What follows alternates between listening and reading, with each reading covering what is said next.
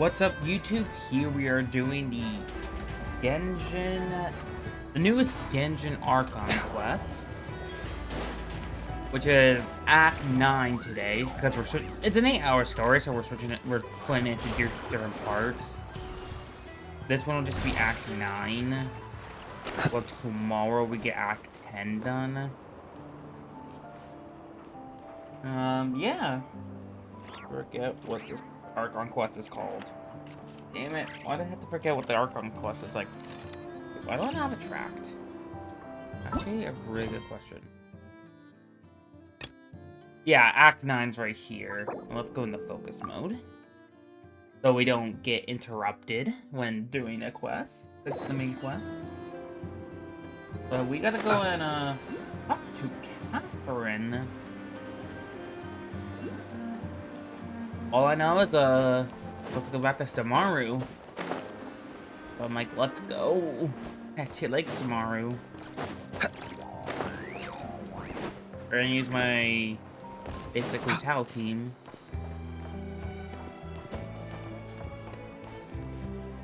And not only that, then I have to do more Genshin stories for the event. Gotta put more Genshin stories and Destiny 2. I mean, it's gonna be a lot. Ah, Traveler, Paimon. It's been a while. As it happens, there is a letter here for you. One moment. Oh, Here. there's a letter? A letter? From who? Yeah, who is it from? Dear Diary, I'm Kale. I work as a trainee forest ranger under my master, Tighnari. I'm also studying at the academia. I've been getting better and better at reading lately. Mr. Alhaitham says that the written word is a crucial medium for exploring the world and understanding oneself. That's why I decided to start this diary. That said, what should I write about? Things are pretty quiet in SUMERU these days. Life is good. Every day is a fulfilling and happy one. When I think back to the days when I suffered from Elazar, or way back to when I was injected with God remains, I'm in a much better place now. I hope it stays that way forever. I'll leave it there for now. Master said he'll take me shopping in SUMERU City today, which is great, because I've been meaning to visit the toy seller at the Grand Bazaar for a while now. Kale, time to go. Yes, Master! Huh?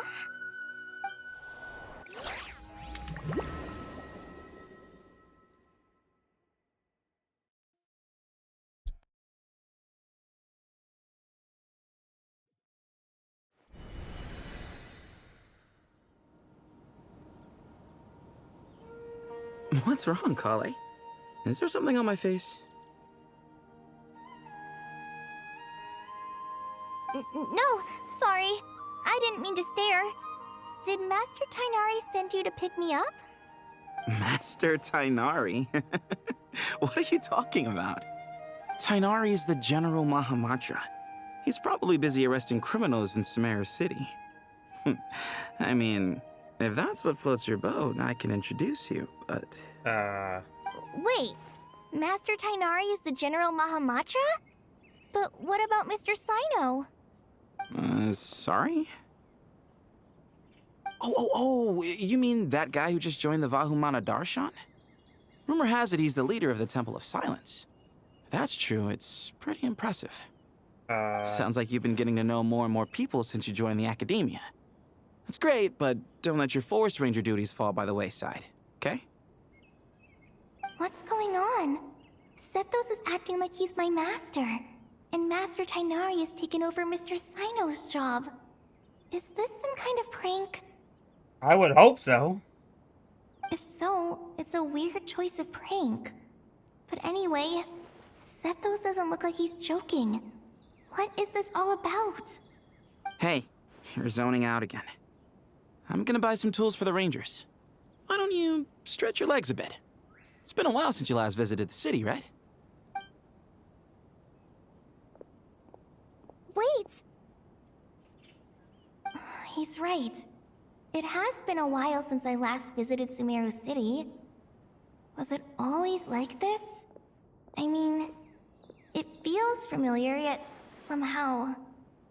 something seems different. Is this really SUMERU City?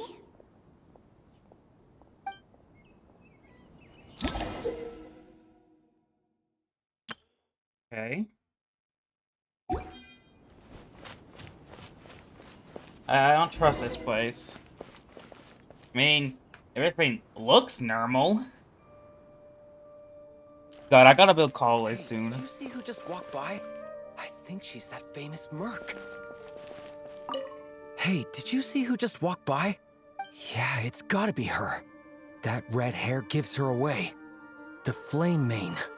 They say she can take down a dozen tough guys with just one hand. I wonder who they are talking about. Hey, But did you see who don't. just walked by? Red I hair. think she's that famous merc. Would you like some fruit? Would you like some fruit?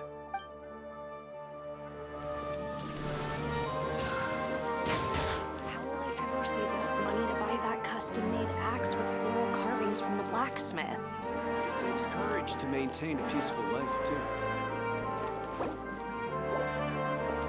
I was gonna quickly mess with the audio because the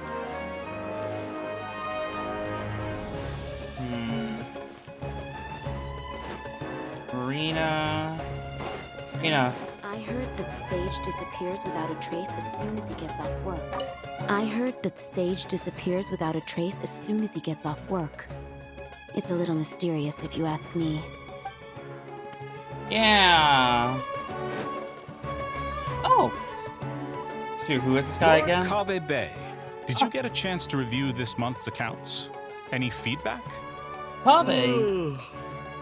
You mean the version you sent over a few days ago? Yeah, I took a look when I received it. I was thinking that maybe our profit margin is a little excessive. I visited some of our commercial partners last month. Their earnings are very slim. Are you suggesting that we give up some of our profits for them? Well, since we have more than we need, yes. Making money for its own sake is pointless. Don't worry, I've already planned for it, and the numbers look fine. We can adjust the rates starting from next month. Also, about that designer you hired, I've had to revise his proposal 3 times now, but he just doesn't seem to... Let's cut our losses. Pay him his fee and send him on his way. I'd like you to get Layla on this instead. She was Cyrus's student, and she designed the Palace of Alcazarzare. Seems like a much safer choice. Who's sneaking around over there? It's just me. Mr. Cave?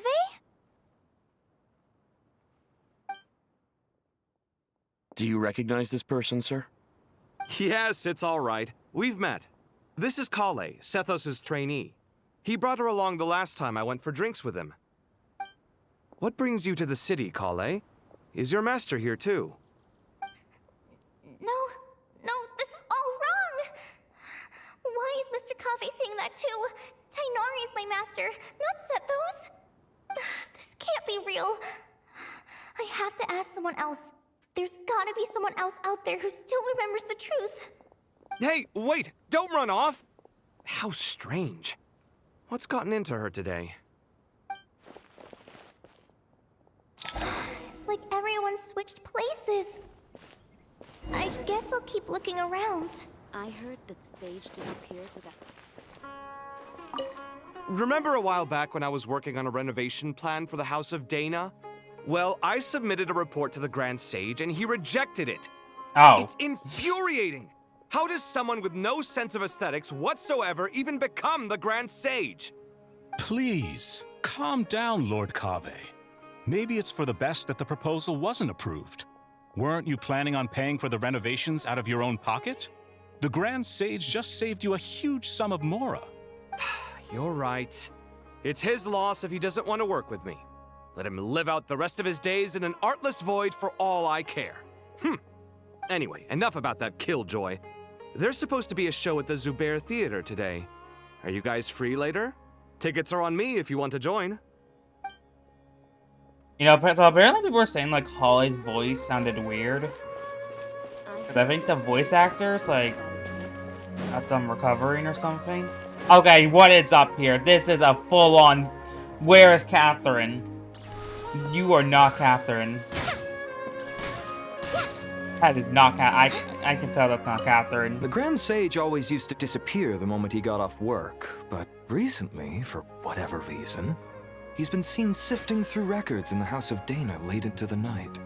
We asked him if there was anything unusual going on, but he answered us with a question of his own.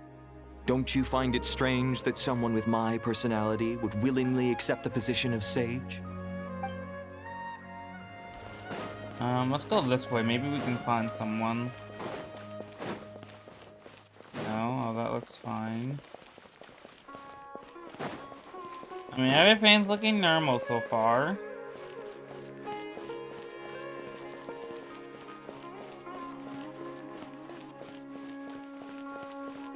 Oh my god. Would you like a cup of coffee? Would you like a cup of coffee? This store's been pretty busy lately. Lots of customers have been feeding Ashru, who watches over the shop, and now Ashru's put on quite a lot of weight. Maybe I should put up a sign saying, please don't feed the cat. or take the cat for a walk.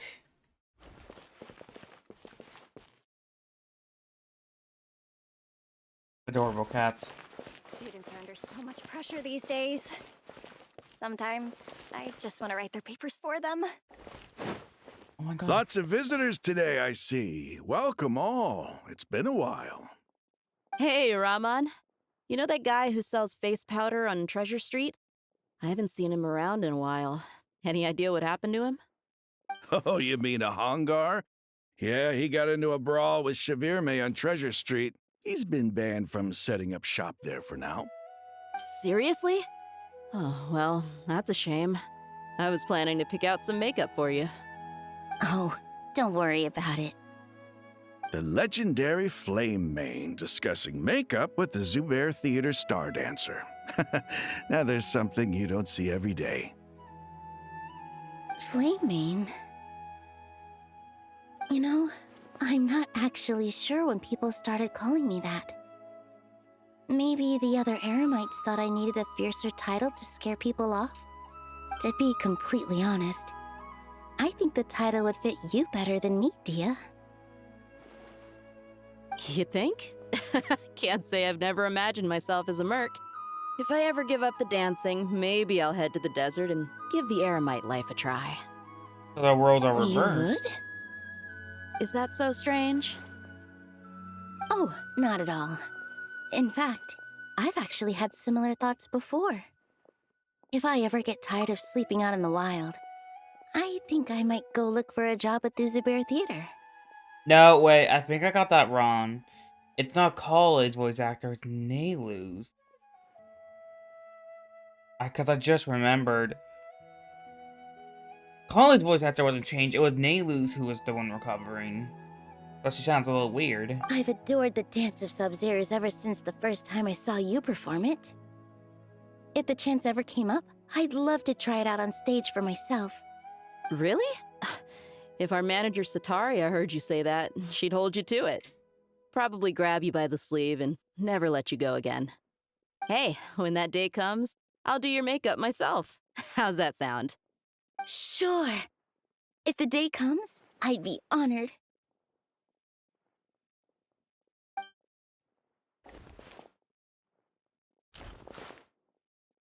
Everyone I know, everything I've ever known. Suddenly it's all a jumbled mess. The question is, who's right? Them or me? My head feels so heavy. I can't think straight. Oh no! Hi, Mr. Sino. What are you thinking about? There's a chapter in King of Invocations where the spirit of someone who died long ago possesses a living man's body. To the outside world, it looks like he's developed a whole new personality. I was just thinking how terrifying that would be for his friends. Imagine waking up one day to find that a friend of yours has suddenly become a different person. Wow, that is. Huh? So what got you thinking about that? I don't know, but something feels off. Everything looks fine on the surface, but can human perception really be trusted? Okay, what the hell, Sino? Are you like self-aware or something? Bro is quite literally self-aware or something. He's like aware of this.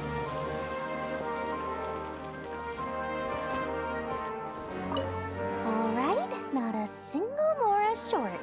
That covers you for this month's rent. What a relief. I was worried the design fees I received this month wouldn't be enough. Well, next time, don't fret. Just let me know and I'll give you a few days' grace. We've known each other long enough for that. Anyway, how are you settling in? I couldn't help but notice that you're staying up late quite often. Yeah, I can't explain it. I just feel more inspired at night. Once I get in the zone, I can race through a whole bunch of drafts, no problem. But what about you? I keep hearing you sighing these days. Is everything okay? Well, it's just... Don't you think this house is a little small? I guess I should be used to it after living here for so many years. But for some reason, I've been feeling claustrophobic recently. I want to move somewhere bigger. Once I've made enough Mora, I'm gonna buy a huge new house. As big as... at least as big as the Palace of Alcazarzaray. That sounds really expensive. It is. True. I'll never be able to afford it on a scribe's salary alone. I need to find another way.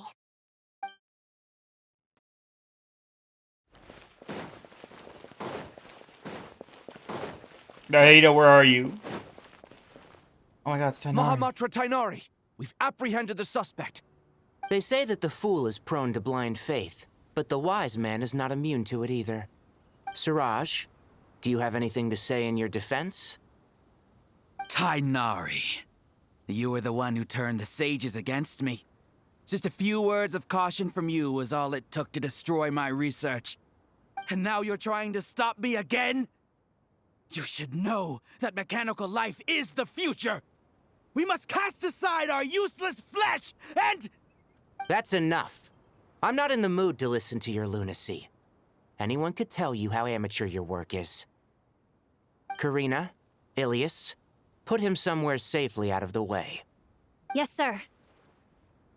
Next on the agenda is... Master? What is it? Wait, did Professor Zahahati send you?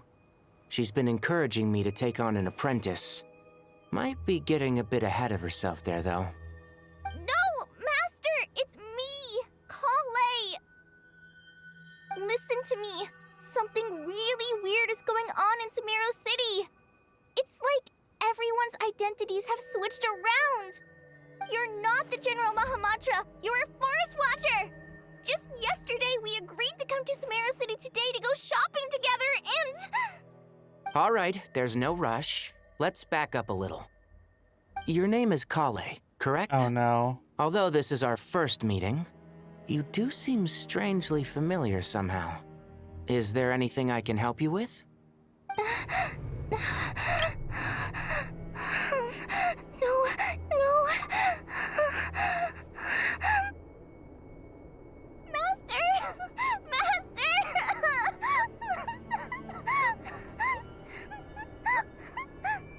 What is it?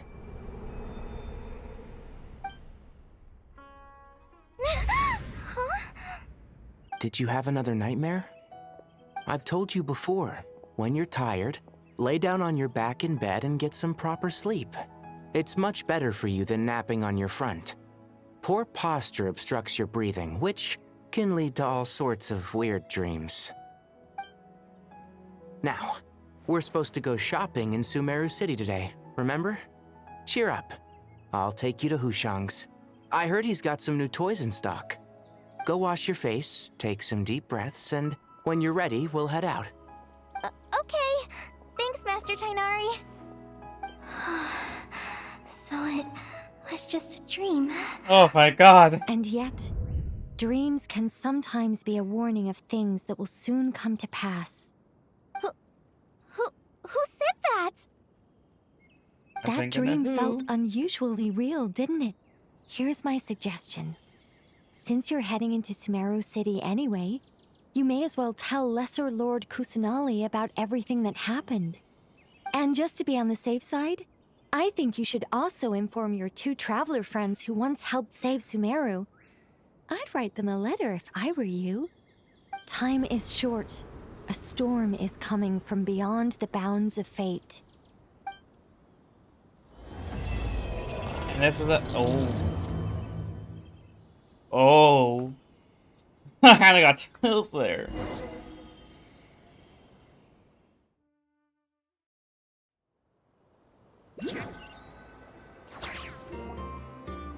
What a strange situation. No wonder Kale was in such a rush to write us a letter. Imagine waking up one day to find that everything around you has changed. You might not even recognize Paimon anymore. Whew, that's a scary thought. I would recognize Paimon. SUMERU and find out what the heck is going on.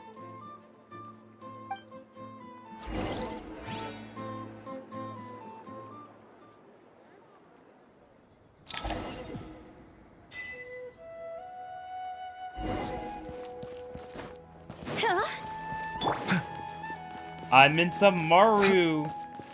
It's been so long.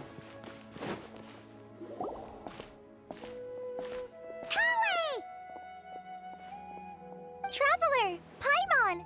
Thank goodness. I'm so glad you made it. Of course. We won't let anything happen to you, Kale. So, what's going on in SUMERU City? Looks like lots of people are moving or something. Yeah, I was just gonna say. After I wrote my letter, Master and I went to SUMERU City and told the Dendro Archon everything that I experienced, from start to finish. What did Nahida say? She was silent at first. It seemed like she was deep in thought. Then the next day, we got told that she was ordering everyone to leave SUMERU City immediately and move to Caravan Rebot. The entire population of the city has to move? Not just SUMERU City. The evacuation also includes Lokapala Jungle, Avidia Forest, Ashavan Realm, and Ardravi Valley. Okay, that's a lot of Basically, places.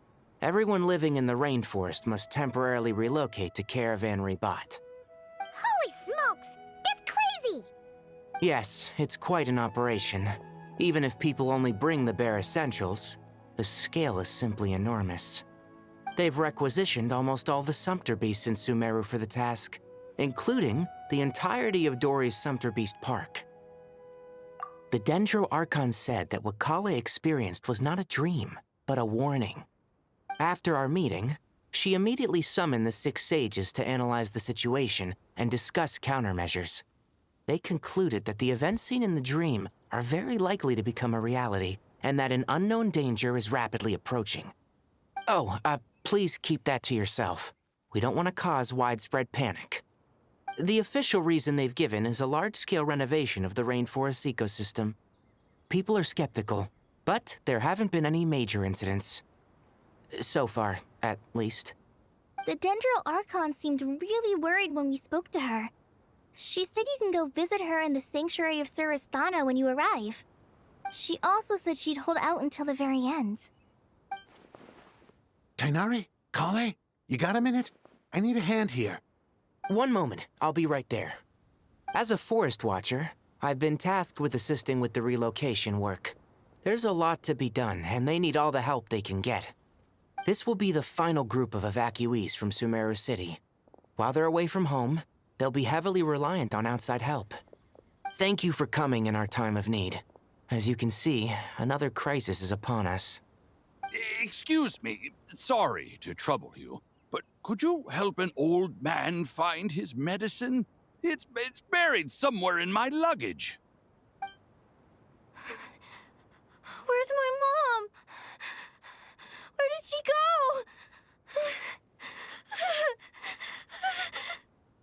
go? Don't worry. It'll be okay. Those items are worth a small fortune. Make sure you store them somewhere safe. You understand? I bet you thought you'd get away with this in the chaos, huh? Guess again. No petty thief gets past me. The mass evacuation is inevitable to come all problems. Nahida wouldn't resort to this unless it's absolutely necessary. During defensive call streams take place in SUMERU City. Whatever danger is afloat, it must stay here. Why everyone has to leave. We should go help the evacuees. See you around. I'm so glad that you believed me and came all this way to help. It means a lot. Please stay safe. Don't worry. We may not know exactly what's going on yet, but as long as we stick together, we'll find a way through this. Goodbye! Look after yourselves! Will do. See ya! Whew. Paimon's not sure how she found the words to comfort Kale because, honestly, she's kind of nervous herself. Let's head to the Sanctuary of Surasana and see Nahida.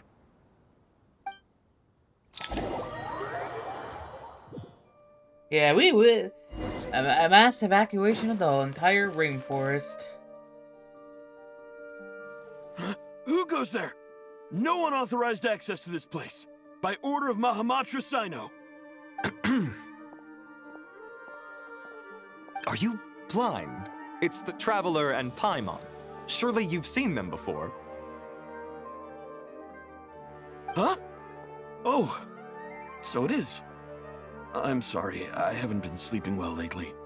My nerves are a little frayed.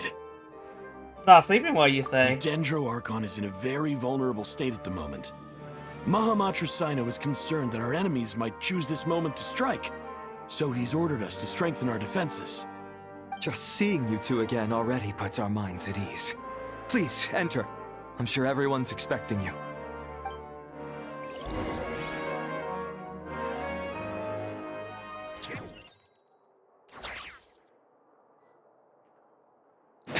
My god, Sino! I hate them!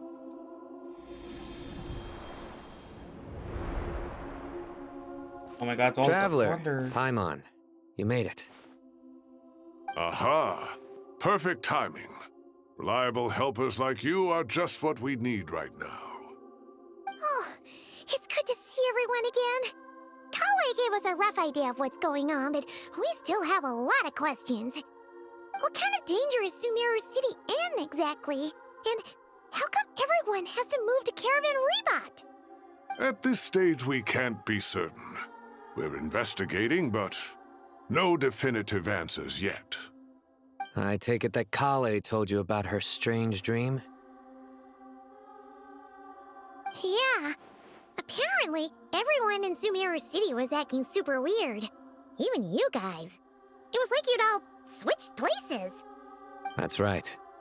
Kale and Tainari reported the situation to the Dendro Archon. She believes that it wasn't merely a dream, and that whatever it was has something to do with Irminsul. It's a reasonable inference. Only through Irminsul can people's memory and cognition be so significantly modified in such a short time. We don't know why Kale would dream of these things, nor who was trying to warn her. The Dendro Archon decided to connect to Irminsul to investigate more thoroughly. Has she found anything yet? Irminsul is connected directly to the ley lines.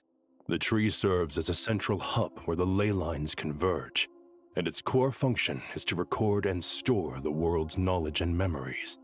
But something has gone awry, severely compromising the performance of this core function. Information is bottlenecking inside Irminsul, hampering the ley line's flow. If this continues, new information will languish unrecorded, with existing records thrown into disarray. In short, the souls of the dead will be stranded, while the living have their sense of reality warped.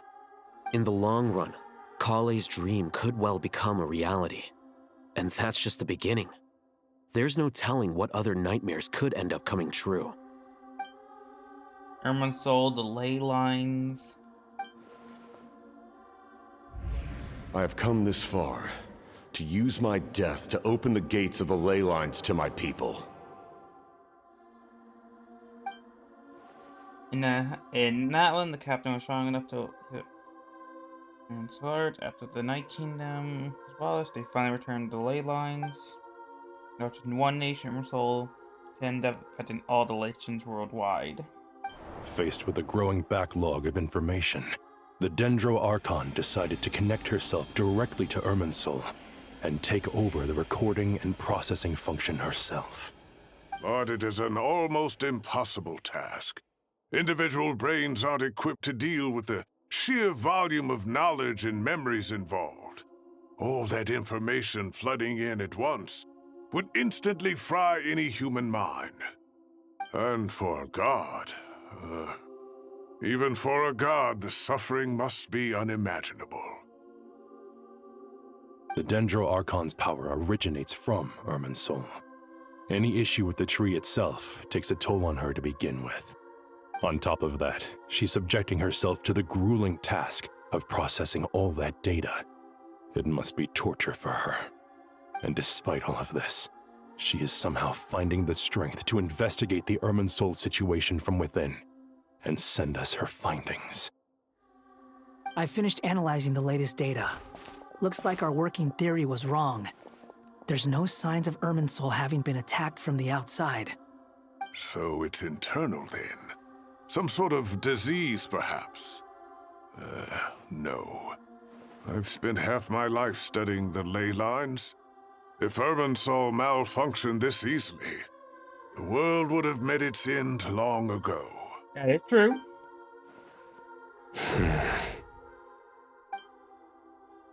Sino? What is it? Not long ago, I got a tip from the Corps of 30 that a large number of unidentified merchant caravans had recently been spotted entering SUMERU through Beta Harbor. At first, I suspected that they might have something to do with all this, so I sent some people to investigate. But if Irminsul wasn't attacked from the outside... Don't you think there are more important things to worry about right now than guessing who's behind all this? It's been over 12 hours with no new intel. If even the Keeper of Irminsul is this badly affected, you can imagine how bad things are in there.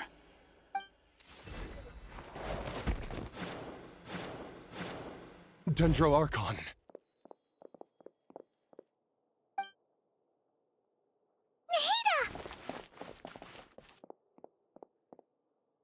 What's wrong? Her breathing is weak, and her elemental energy levels are dangerously low. Looks like it's time to move to the backup plan. What's the backup plan? Get out of the city and take the Dendro Archon with us. The entrance to Irminsul is directly beneath the sanctuary of Surasthana. That means this is ground zero if anything goes wrong. The Dendro Archon has a very strong connection to Irminsul. But theoretically, this connection should grow weaker with distance. Under normal circumstances, she could unleash her full power here. But with Irminsul out of control, our first priority is to get her away from here. The situation is critical. There's no time to deliberate. Everyone in agreement? Well, we got no choice. I'll deal with it. I'll also let the Matra and the Corps of 30 know to start evacuating.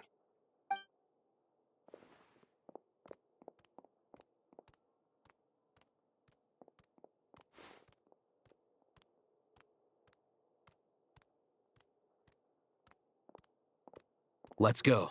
No sense grieving when there's nothing more we can do. Agreed. We'll be back as soon as this is over. Yeah, this is honestly getting really interesting.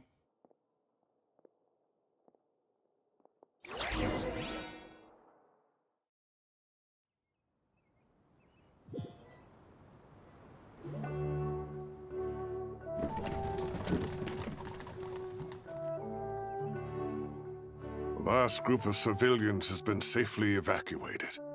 Dendro Archon's carriage will travel with them. Sino and Hat Guy will protect the convoy. That's good news, but you don't look relieved. With the Dendro Archon in a coma, we've lost our means of investigating the situation. And with Irminsul still deteriorating, we have no choice but to evacuate SUMERU City. Feels as though we're being pushed along by an invisible hand. Stop moaning, Cyrus. We're the teachers here. We should be showing a little more confidence, don't you think? A wise judgment. Let's move out to Caravan Rebot. Time to get out of this rainforest.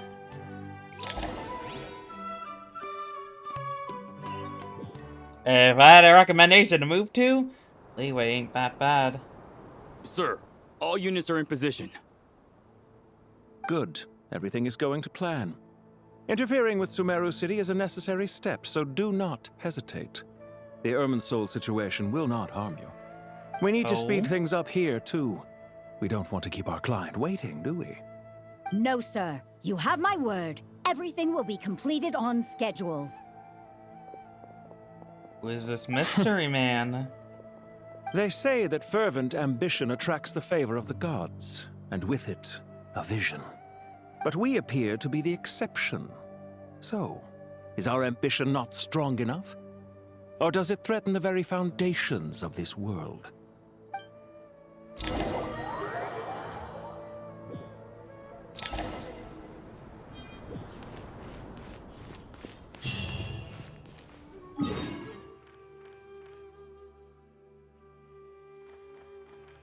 There's like no waypoints at all, I realize.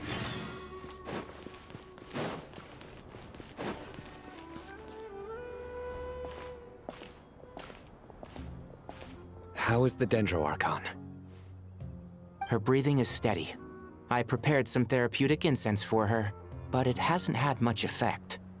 Her vitals are still very weak. Based on the information you've provided, I have a working hypothesis. Her condition is partly due to Irminsul's influence, and partly due to a physiological imbalance caused by the rapid depletion of her power. Elemental energy usually flows through the body at a relatively constant rate. The body grows accustomed to this rhythm, so when it's thrown out of balance, physical symptoms will appear. Is this similar to the ley lines?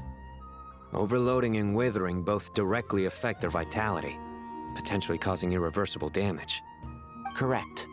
From a biological perspective, if you overexert yourself, you pay the price with your life.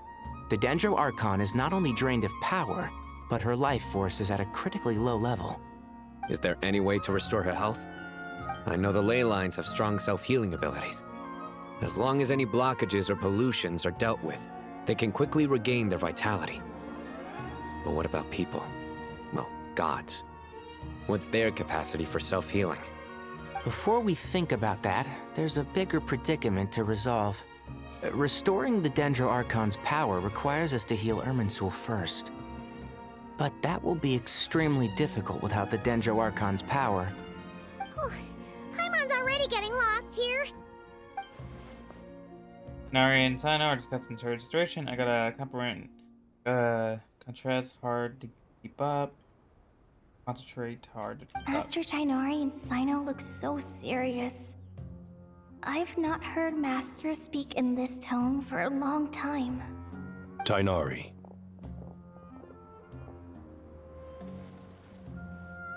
Oh my god. Master Nephis. Sages. Oh, Sages? I mean, it's been... I don't know. Tainari, haven't seen you in ages. Have you gotten taller? Or did your ears get longer? Hopefully the former, Uncle Baladuri. Sino, where's Professor Cyrus? I thought he'd be with you. He went out into the wild to investigate the situation. He said that the Irminsul anomaly will likely start to affect the real world soon. He shouldn't be trotting around alone at his age. Which way did he go? I'll look for him later. Would someone mind introducing us? Yes, of course. Allow me to do the honors. I'm sure we're all familiar with the Traveler and Paimon. They're the heroes who helped foil Azar's conspiracy and save Sumeru. These gentlemen and I are the 6 current sages of the Academia. Balduri and I are part of the Old Guard, while the other 4 took office after Azar and his clique fell from power. We have Sage Alkindi of the Spontamad Darshan, Sage Farnas of Kasharawar, Rataoist Sage Shakir, and finally Harabatot Sage Rusht. Nice to meet you all. It's an honor. I've heard much about you. Delighted to finally meet you in person. You're younger than I imagined for someone with the power to stand up to fate itself. Thank you for lending your aid to Sumeru once more. once we're on the other side of this, could we get a photo together? My daughter has a friend named Isak. He's always talking about you two. Of course! No true hero would deny a child their wish.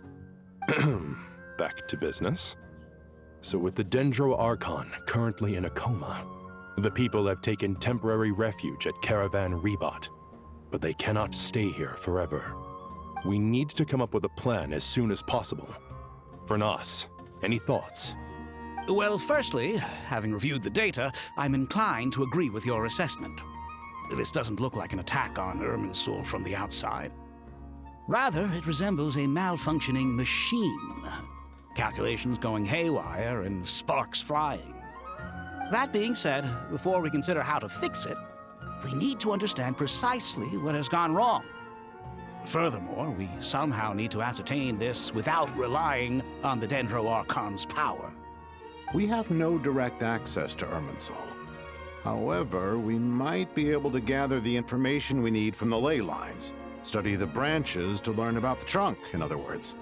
Wait, is that what Cyrus is up to? No wonder he ran off to research in the wild. Curse's always one step ahead of me, isn't he? I heard that while in the sanctuary of Surasthana, the Dendro Archon had to serve as the central information hub herself. This is a clear sign the situation within Irminsul might be far worse than we can imagine. Irminsul is vital not just to the safety of SUMERU, but to all of Teyvat. We must be the ones to bear responsibility for this world. To be on the safe side, I think we need to consider some backup plans. Are you saying we should consider a scenario in which Irminsul is completely destroyed? I'm merely pointing out that the possibility exists. You have a valid point. But until worst comes to worst, I believe we should focus our efforts on resolving the Irminsul anomaly and helping it recover. Kale, I understand that you were the first to foresee this crisis. If it's all right, I'd like to talk with you about it in more detail. Of course! But even I don't know how I came to have that dream. If there are no signs of external damage, could it be a stress fracture? Metals tend to suffer from this issue with long-term use. And Irminsul has existed for centuries, after all. It's possible, but surely a stress fracture would be more likely to cause a complete shutdown rather than chaos. Sages, General Mahamatra, sorry to interrupt, but something has come up. What happened? Some citizens didn't believe that Sumeru City was really in any danger. They slipped away and hid during the relocation, intending to return home. How many people are we talking? About a dozen. Sakura found them while on patrol, but they appeared to be suffering from psychosis. For whatever reason, they were trying to kill each other. By the time we arrived, there were only 2 survivors. One was unconscious from their injuries. The other tried to attack us, but was subdued. Where did this happen? Near Yasna Monument. That's not far from Caravan Rebot. Master. I know. The Irminsul anomaly is beginning to have effects in the world. I didn't expect it to spread to Yasna Monument so soon. It almost feels like we're being chased relentlessly, with no time to catch our breath. Sir Cyrus said the same thing. He sent me back to report in, while he continues investigating. I'll go join him. We're going with Count you. me in too. Don't let my age fool you, I can still fend for myself. Very well. Meanwhile, the rest of us will continue discussing our next steps. Get back soon. Take care of yourselves.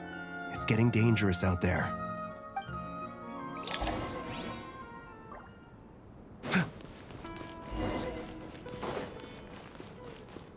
Tighnari. Thank you for everything, Tighnari. Don't worry about me. I'm fine. But if you don't mind me saying so, Master, you're looking a little nervous yourself. I only just got appointed as Grand Sage, and now this happens. It's quite overwhelming. Looking back now, I don't think I handled the situation with Azar very well at all. Yes, I protested, but I went about it the wrong way. Instead of helping, I just ended up getting locked away. Now that I'm the Grand Sage, I have to be responsible for everyone's lives, including the dozen or so who fled to Yasna Monument. I can't help but blame myself for their deaths.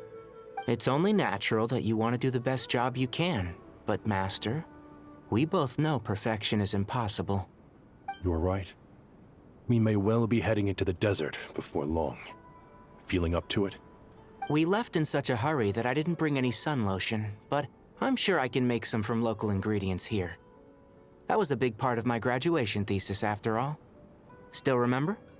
Of course, like it was yesterday. I remember asking you if you'd like to stay and teach, but you turned me down without a moment's consideration. Anyone else would fight tooth and nail for the chance to research by my side, but you couldn't get out the door fast enough. Weren't you afraid I'd hold up your thesis and stop you from graduating?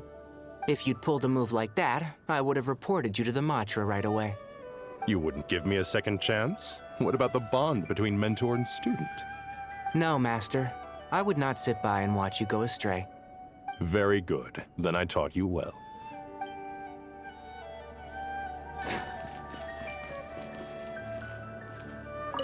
That guy! What? Nothing. You just look like you were lost in thought there. Do you have any ideas about what's going on? From what I know about Irminsul, the system doesn't break down that easily. I don't have the faintest idea who could have done this. Actually, one name did cross my mind. But, he's already dead.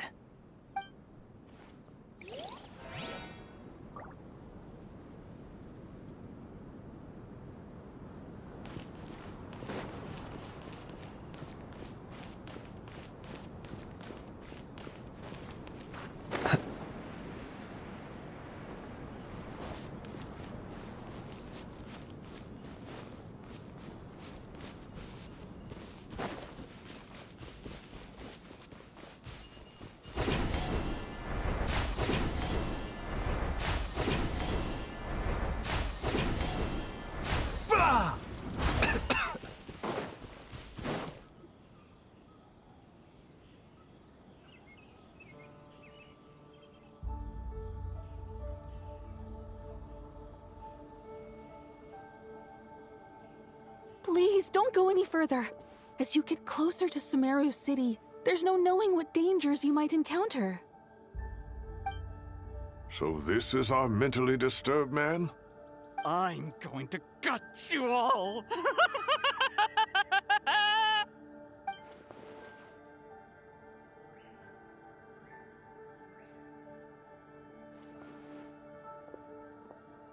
Cyrus, you didn't even bring a single guard? Do you think you're some sort of warrior? It's fine. Come here and look at this. Oh, it's... That's right. Flowers that bloom from openings in the ley lines, indicating some sort of anomaly. I don't believe I've ever seen a color like this before. Did you discover it nearby? Not seem good. Not just here. Way over there, too. They're everywhere. There's even more in that direction. How did you ascertain the situation further ahead? Didn't you just say that we can't go beyond this point? Yes. This area is relatively safe so far, but if you continue forward, delusions will start afflicting your mind. However, some vision-bearing mercenaries were able to maintain their sanity a little better. They're the ones who brought back news from further afield. Sino, do you remember the class I taught on dissecting ley line blossoms? I do, Professor. I received full marks in that course. Oh, Good. Good for him. After all these years, it's time to put that knowledge into practice. There must be anomalous information hidden within these blossoms. Alkindi, I'll need your help as well. Been a while since we worked on a project together, hasn't it? Sure has. Well, what are we waiting for? Let's get to work. Anything we can do to help? Hey, once that's Irminsul doesn't contain information about me, so theoretically I shouldn't be affected by anomaly. Will you need my help? I say it's All fine. right, well, don't go too far. There's too many unknowns at this stage. Let's regroup at Caravan Rebot later. Don't worry if you don't show up. I'll come and find you.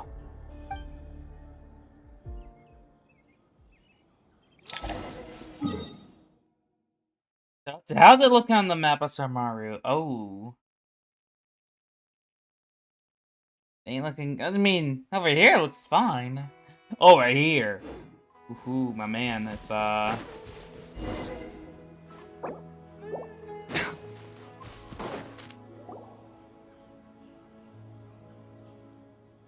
Dark clouds are gathering in the sky, show the sounds of a storm approaching. Slowly but surely, the strange weather is spreading. The rainforest creatures must have sensed that somehow, which is wrong, which began to flee, because they're beginning to flee too. We don't have much time left. Hinari said the Dendro Archons regain her. Hinari is said that we help the Dendro Archon, but we must heal Irminsul, but Irminsul requires Dendro Archon's power. Is there any way to solve this puzzle? That should be the heart of Oasis. All we need to do is light it with the fire seed, and it'll restore a pep with elemental power. Julie, no? The damage it suffered internally will also slowly begin to heal. This is precisely why I put on focus mode, because I didn't do Nahida's story quest. If I use F-Has part of Oasis, I may be able to steal replenish her lost Dendro power, if we need to rely on Irminsul. What is it? You thought of something? I know, and they say Really? Nahida. Let's get back and tell the others!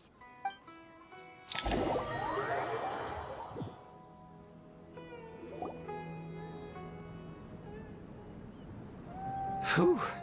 Glad to see you've returned safe and sound. Any longer and we would have gone out looking for you. Well, this is a nice surprise.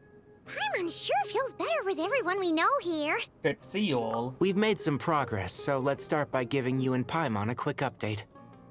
By dissecting the ley line's blossoms, we've been able to deduce that although Irminsul is experiencing an anomaly, it has not completely rejected access from the outside. The Dendro Archon has the power to connect to Irminsul, but there's also another way. I assume you recall the devices everyone was wearing when you first arrived in SUMERU? Devices? Oh, wait. You mean... The Akasha terminals? That's right. God, Travers spoke. Of course! It's been so long, Paimon almost forgot all about the Akasha. Wasn't it shut down, though? Yes, but although the system isn't currently operational, the technological infrastructure is all still there. And it turns out that a certain someone gets so bored at work that he's actually read through every single one of the instruction manuals. No prizes for guessing who that was. If praising others is that embarrassing for you, you can simply spare yourself the ordeal.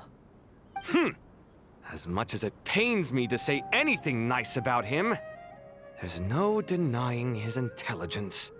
He rarely forgets anything he's read. The Akasha is exactly what SUMERU needs at this moment. Between us, we should have all the knowledge and expertise we need to get it up and running again. But if I recall correctly, doesn't the Akasha need a Gnosis to function? That's exactly right. The Akasha relies on the Gnosis as a power source, and in its absence, we'll need to find an alternative. To tackle this problem, it looks like we'll be relocating once again. Again? What, Natlin? Mainly Fontaine? to the Temple of Silence. Wait. Ring any bells? It's the only major institution in SUMERU dedicated to preserving the knowledge of King Deshret's civilization. Fontaine doesn't have a Gnosis. You might find the answers you're looking for hiding there. I agree. There's a good chance. Master Nephis and the other sages have discussed it.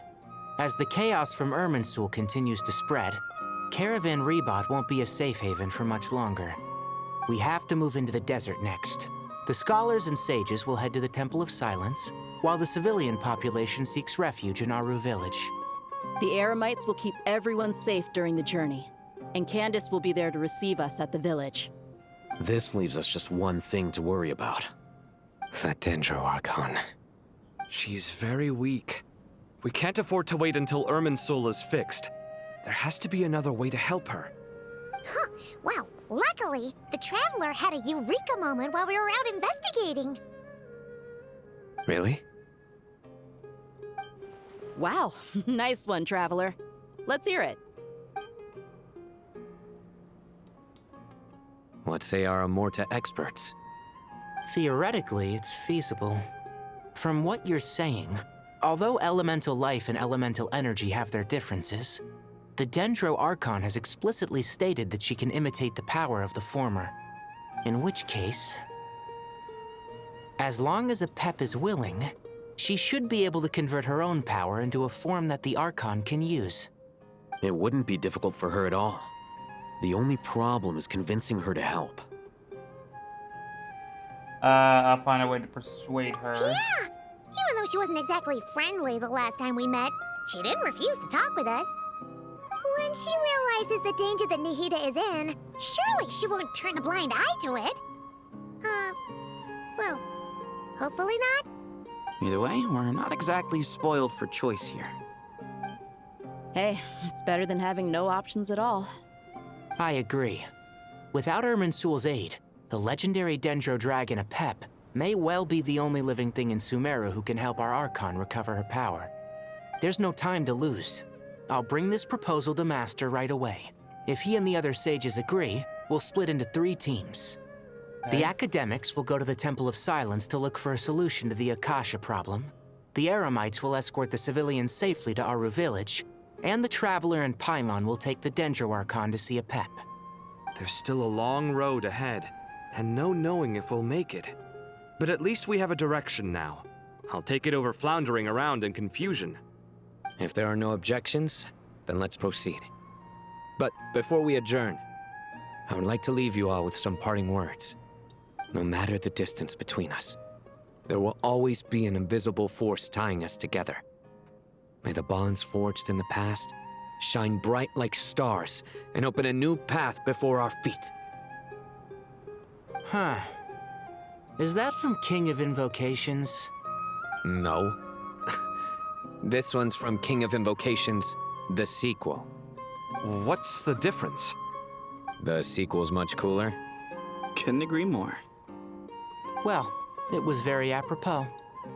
Once this is all over, I'll give everyone a copy of King of Invocations and the sequel to show my gratitude. Come on, let's get moving.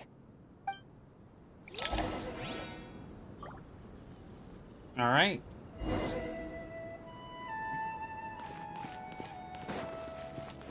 Wait, where are they?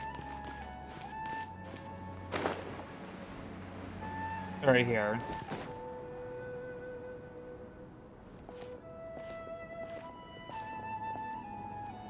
Tighnari has brought me up to speed. I approve of your plan of action, but we can't proceed with everything right away. The people need to rest. For many of them, this will be their first time in the desert, so we'll need to find additional personnel to help escort them. You two, please go on ahead with the Dendro Archon. Let's rendezvous at the Temple of Silence later. No problem. We got this. Words can't express my gratitude, so let me just say, I hope everything goes smoothly for all of us. Goodbye for now. All right, let's get going. If Paimon remembers correctly, the last time we saw Apep was in... Traveler, Paimon. Could I borrow you guys for a moment? It'll only take a second. Kale, what's the matter? Well, the thing is, Master Tighnari once told me, after you raise a problem, you should think about how to resolve it. But ever since I had that dream, I feel like I haven't been of any help at all. I tried my best to keep up with the conversation, but there was so much new information, I couldn't take it all in. So, I just wanted to ask, do you have any tips for me there? Paimon knows exactly how you feel. But fear not, everything you need to know is right here in Paimon's notes. SUMERU chapter. It's got tons of info about all the things we've seen and heard on our adventures. Some parts are a little simplified, but hopefully it all makes sense. You sure you kept that one quiet? You see? Being the greatest guide in Tibet isn't just a fancy title. It takes a lot of hard work. Paimon doesn't always understand the things you're talking about with other people. Whenever that happens, she notes down the confusing parts and goes over them in her own time. This is perfect. Could I borrow it? Sure. Matter of fact, you can keep it if you want. Paimon has another copy. The spare copy was originally meant for the Traveler. Paimon used to worry that one day she might not need a guide anymore, so she wanted to have a gift for her, in case we ever parted ways. But it doesn't seem so necessary nowadays. We have so many more places to see together. One copy will be enough for both of us. Thank you so much. But still, these are your treasured memories. I think I'll make my own copy and then return the original to you. Anyway, that was all. I won't keep you any longer. Have a safe trip. See you again soon. See ya! Bro, this wants me to build. Alright, time to bring now. Mahita to see a Pep. Let's hope that old grouch is in a negotiating mood.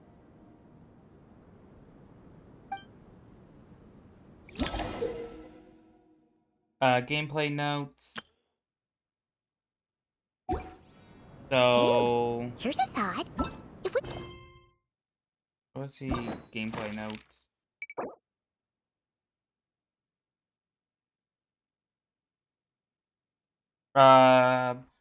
There you hear persistent in the sky. However, Papa, as she is, there's only one thing that gives colors. There's a headache, litter tree.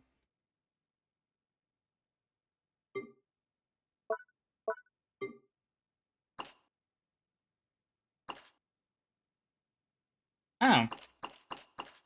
It's kind of cool. You basically learn a little bit about the characters.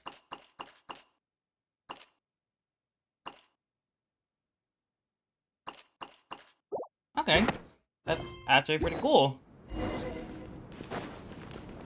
Actually, never mind.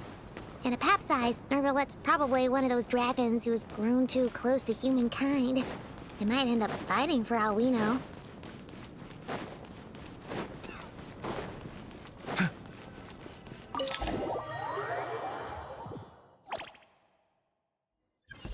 So we're searching for a Pep.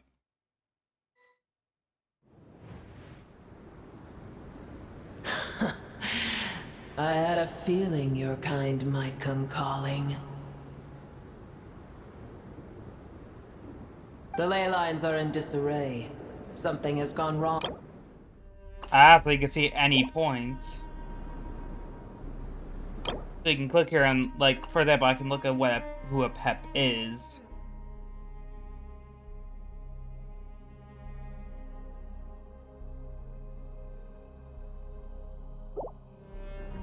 Even from a great distance away, I can sense that SUMERU is headed for destruction. Yeah, that is very much true. You who took our home from us, prepare to watch as your own world is plunged into oblivion. Oh, how the cycle of history comes to a poetic conclusion. This isn't a joke, Pep! Mahita's in grave danger! Can you please help her? Is she now? Then do explain. For what reason should I lend Booer my assistance? For the safety of SUMERU depends on it. The very survival of the world could be at stake because you owe a debt of gratitude. The way you can repay it. Pep, if you truly despise gods and humans so much, well, after the great humiliation of being helped by a god in the past, shouldn't you be jumping at this chance to balance the scales? Yes. Now that is a compelling reason. Is it enough, though? When El Ahmar plotted against me and I was tortured by forbidden knowledge, it was Booer who saved me from agony. And though I regard with shame the pity of my enemies, to receive aid without repaying it would likewise tarnish a dragon's dignity. Oh! Oh, tiny Booer, puny humans. Just this once I shall deign to show you the true power of dragonkind. Whoa! It's happening again! We're gonna get sucked in! We don't have Yeah, we don't see the reflection of the fire, see the time.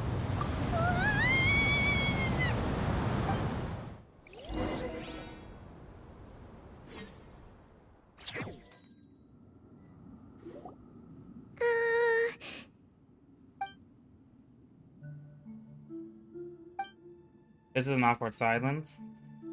Is this the silence on the part of the audience for Dragon?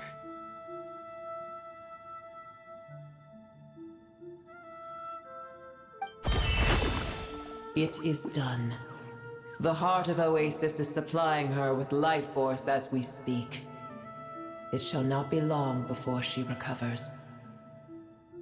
But I should warn you, Booer's existence is closely intertwined with Irminsul.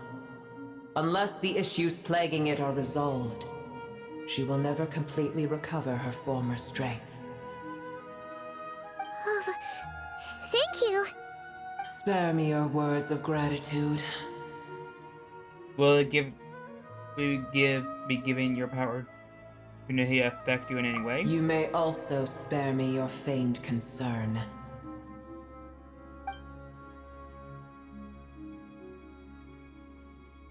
The last time, so I'm probably A dragon's sovereign's power is far greater than you can imagine. While I was indeed weakened when the heart of Oasis ran dry, providing Tiny Booer with a morsel of my life force shall have little consequence for me. Oh, good to hear.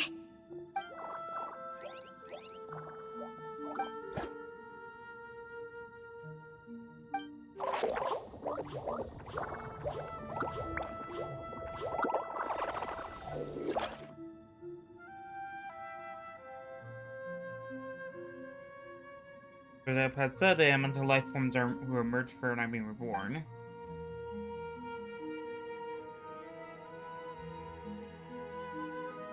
Ever held in high favor, I see. Oh, well, you know. The compliment was sincere. Simply accept it.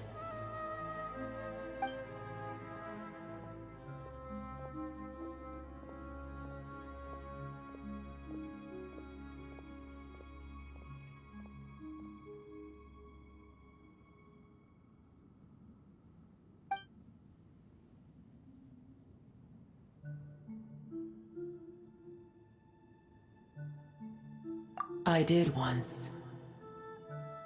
That tree was not planted by the heavenly principles. Irminsul existed before they ever arrived in Tevat. What? There was a time when it belonged to Tevat, to dragonkind. Its appearance and function then differed greatly from today. The ley lines flowed with an abundance of a familiar, primitive form of elemental energy. You may know it as the power of the Light Realm. The heavenly principles usurped and refashioned Irminsul, made it serve humanity, and used it to anchor the fate of the world.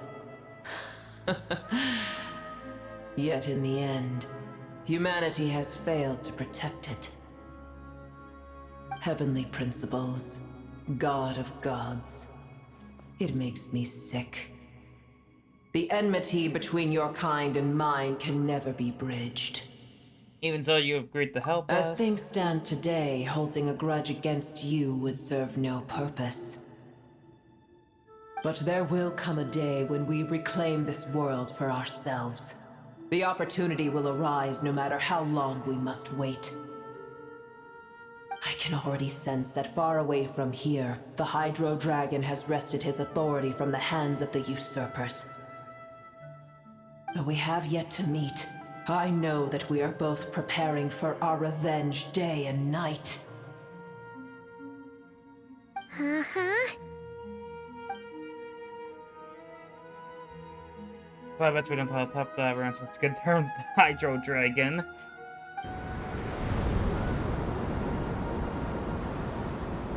I hear a great disturbance out there. Huh? What is it? Sandstorms come. The Jinn. I see. Another calamity approaches. You both seem restless. Let us part ways here. Booer is safe with me. Once she has recovered, I shall return her to your side. Oh, thanks again. Take care, alright? I told you already I have no need of your feigned concern. And there she goes again. We're done what we came here for. Time to check on what's going on out there.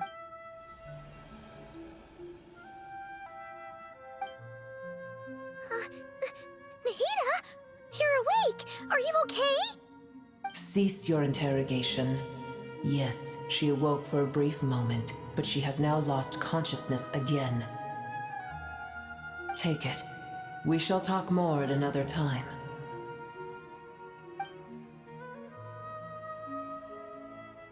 That the sides of the gods hangs in inverts of the heavens, but one alone is among them. The location is remembered to tell no one. Heard in my mind, I don't know what it means, nor how to decipher it, but I will firmly commit to its memory. Must be incredibly important information, and I'm not sure why Nahida would keep it secret from everyone, but it's probably best that I do the scene for now.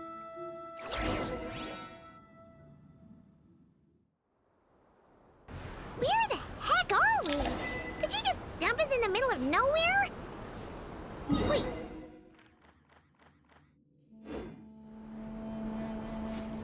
Wait, how's SUMERU going? Oh! Looking in here and, looking a little bit worse. In here we, a bunch of sandstorms.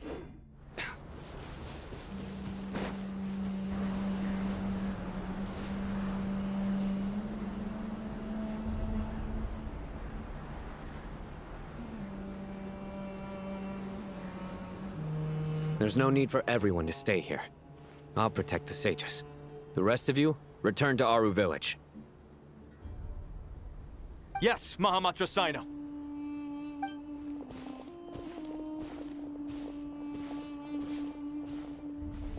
Sino! What's going on? You're back. How is the Dendro Archon? She's recovering a pep, but she's still at a pep, but she's recovering. What a relief.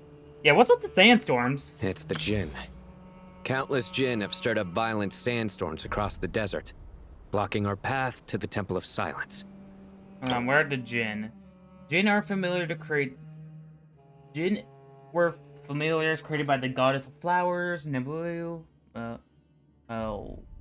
Vika, for herself after the passing. They pledged their loyalty to King Deshret until his civilization was too swept away by the storm. As a legendary race, they live on in the tales of songs of the songs of desert people, and even now, their kin still encountered amidst sand. Okay. Tainari and Kale have returned to Aru village to help. The Jinn are being highly aggressive, so both the village and the merchant caravans require protection. It's just one thing after another. Where did all of them come from anyway?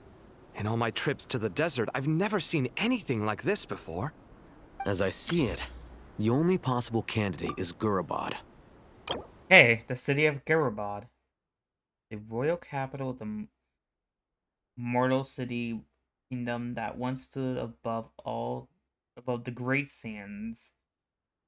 Under the rule of the successful Gilded Dynasty, it was destroyed and rebuilt time and time again, bearing witness to the rise and fall of King Deshret civilization, until it was finally swallowed up by the sands, along with the Eremite leaders. To this day, many fabled legends still SUMERU, most famous being Tales of Shrines and Shrine. Okay, we're learning more. Gurabad? Baladuri could explain in more detail if he were here. All I know is a rumor I've heard about from previous trips to the desert. Supposedly, a great number of dormant Jinn lie sealed beneath that city. Jinn from Gurabad. Familiar figure comes to mind. Gorobod is, for me, a fated land. I must therefore return back to this city, where my destiny awaits me still. Okay, hold on. So who is this? It's an unknown. Lilipur is known as the mother of the Jinn, was once the daughter of the watery lily of the goddess. Flowers later change treasure.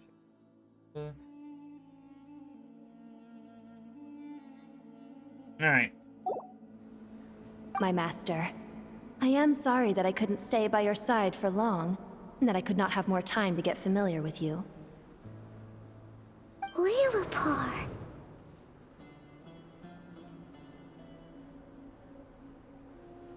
Paimon and I should take her to Gerbard. Yeah. We once said goodbye to a friend there. Well, maybe not a friend exactly, but someone we met on the road anyway.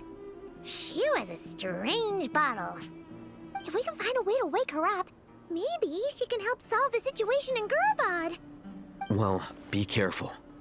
You may find there's more than just the Jinn to worry about. You mean, there are other dangers in Gorobod? It's a sensible assumption to make. The moment we arrived in Caravan Rebod, the Irminsul anomaly started spreading in that direction. Now we've moved to the desert, and suddenly we're plagued by Jinn and sandstorms. To call it a coincidence would be a stretch. Don't worry, we've gotten a lot stronger since our last stint in SUMERU.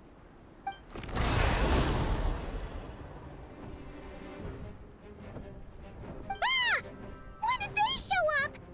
It appears the monsters native to the desert have been stirred by the Jinn's activity.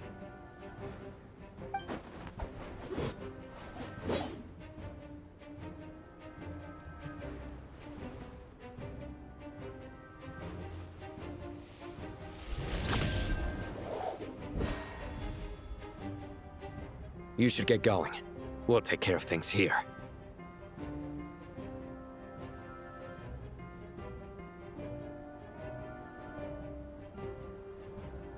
Be careful. You too. Don't do anything too risky. You got it?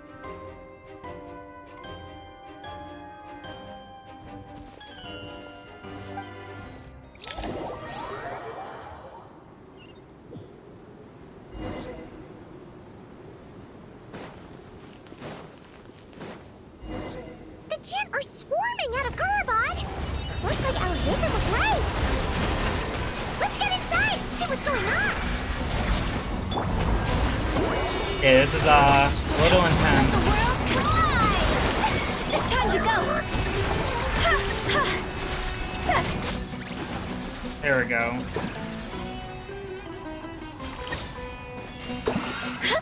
Let me get these heals real quick. If I can, I don't know, move up.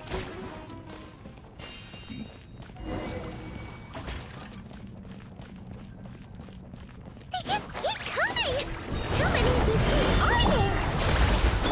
We'll never take them all around. Let's just head further inside for now. Phew. Huh?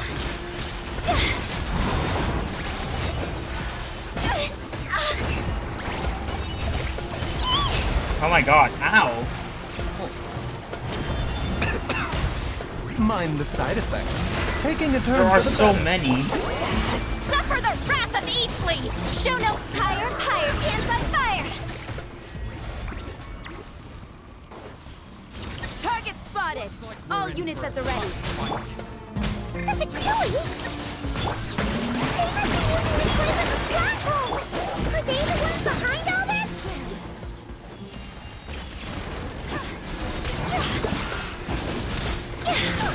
Fighting Jinn with one hand and Fatui with the other?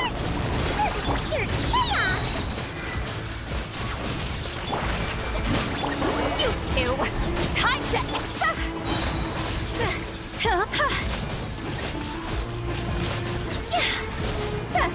Go! Cross over! Show no mercy! Oh wait, they're probably never ending. At least that's what I'm assuming. They're like never ending. Oh yeah, they're not in. No. I was fucking. I thought I could like end them, but I absolutely cannot. Get to work! A bitter pill to swallow. Taking a turn for the better. Mind the side effects. Laline, please, Papa! Strike a pose!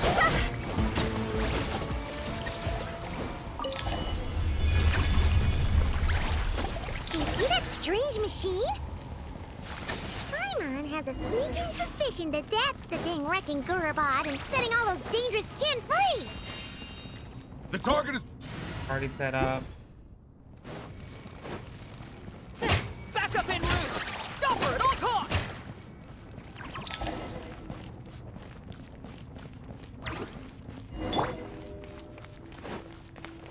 Careful! We're back again!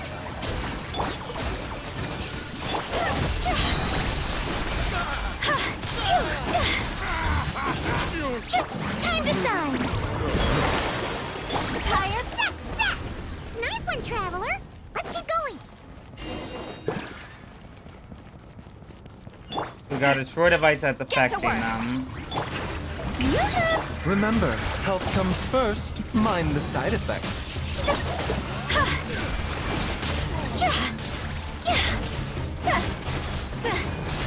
Sorry about that. Something went down my throat and I just like pulled me in. You two! Time! Mind the side effects. Yeah, no, these are not ending anymore. Also,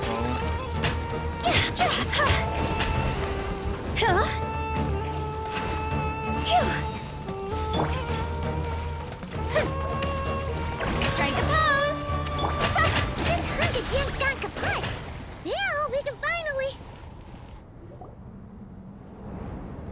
It seems my subordinates failed to stop you in your tracks. Apologies, sir. There is no need to apologize. You did well to hold your ground against such a powerful adversary for as long as you did. I must commend your courage and perseverance.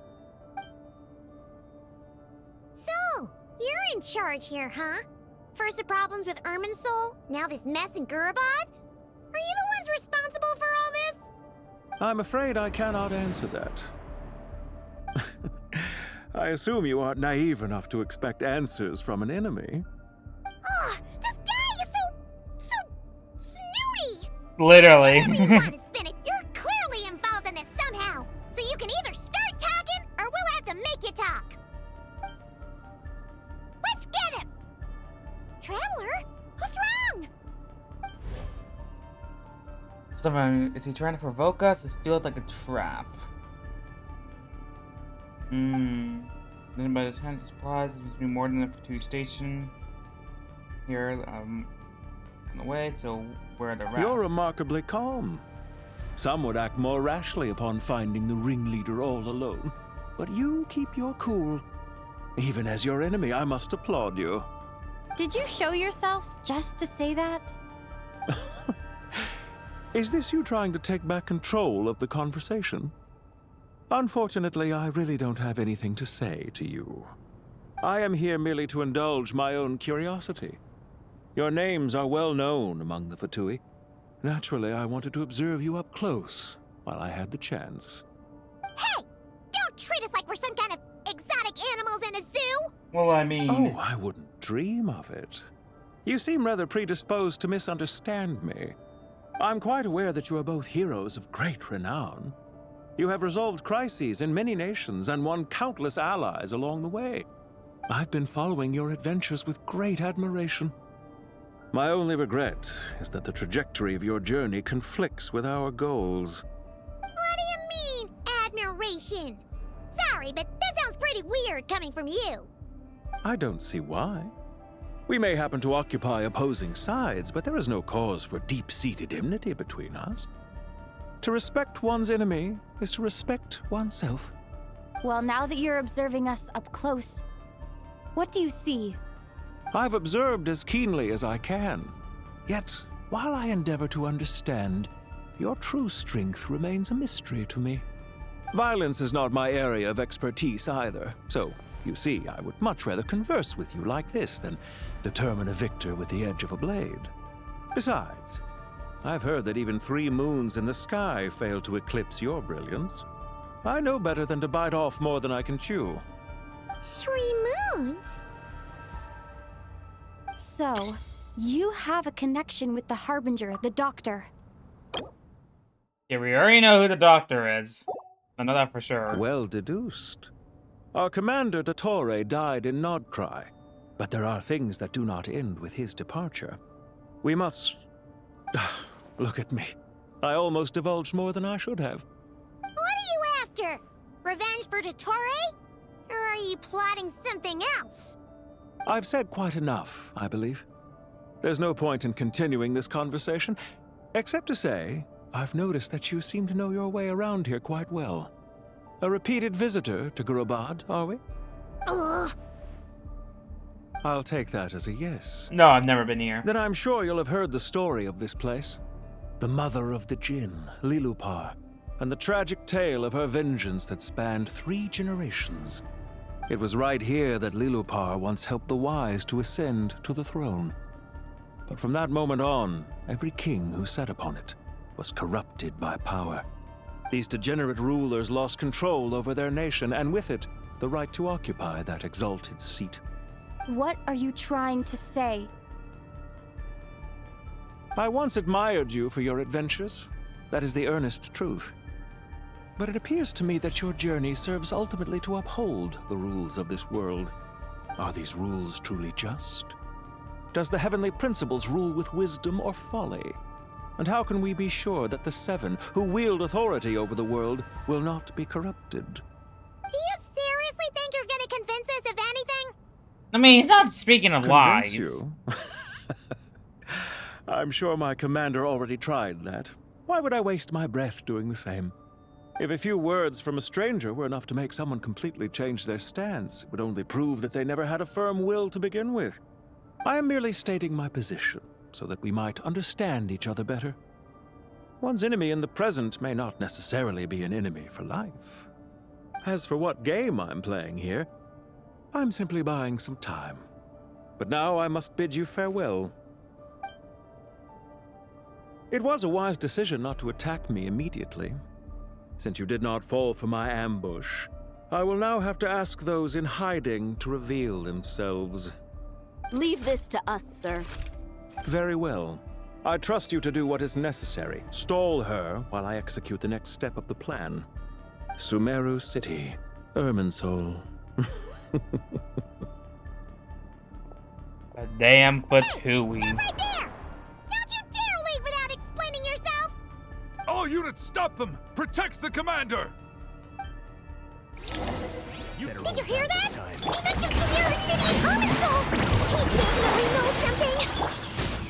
We can't let him get away! Get rid of these pesky soldiers, quick! Rear guard to the front! Don't let them through! Get that thing in position! Fulfill our pact! Suffer the wrath! Hold on! Just a little longer!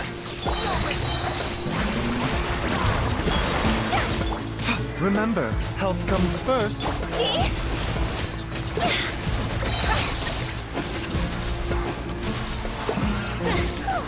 We finally beat them!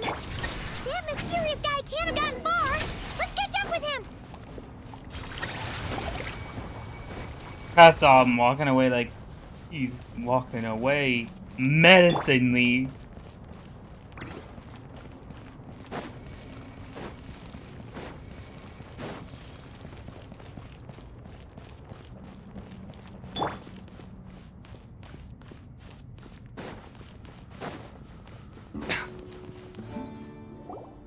Found him! Over here!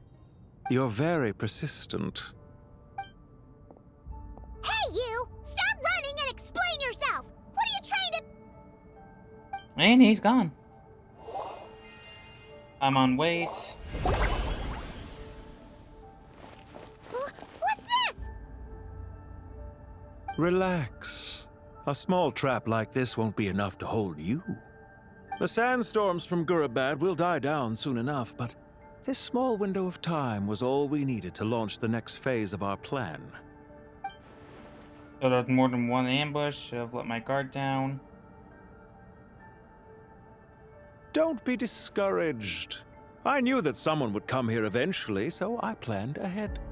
Where to chat with you, which door to exit from, even which mechanism to wait by for you. I thought through every detail. You, meanwhile, know nothing of who I am. So far, you've only heard my voice, and for all you know, it may not even be real. But not to worry. This is only our first meeting. It shan't be our last. Just answer me one last question. Why do you continue to follow Dottore? He has conducted countless cruel experiments, even on his subordinates. Follow isn't quite the right word. Let's just say even those you see as villains have their friends, even if they aren't the most sincere of friendships. When any set of rules is established, there will be those who benefit and those who lose out. People will do anything to justify what they have gained or escape from the hardship imposed upon them. Neither he nor I are tolerated by the rules of this world. We were both searching for a new order. Our ideas of the final form that should take may have differed, but our journeys took a shared path. Goodbye, Traveler and Paimon. I wish you a timely escape, albeit not too soon. I will need a little more time to prepare, after all. Hey! Come back! Wait, this dark wall. We've seen these on our adventures before. It swallows people up! Wait, we did? Oh, I'm sorry. She shouldn't have jumped the gun! Did I like stuff on the dark wall? Never fall, Paimon. Okay. He may have fooled us this time, but we'll get it back!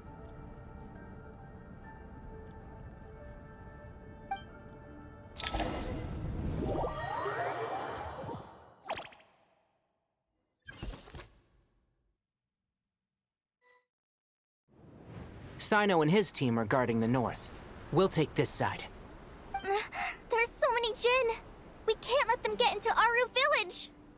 Don't fret. I am well prepared for this situation. Huh. So you have a solution? Perhaps you're unaware that I have a trusty genie partner of my own, Plumpy. If I send her to negotiate with the others, this whole thing will be resolved before you can say Mora. Off you go, Plumpy.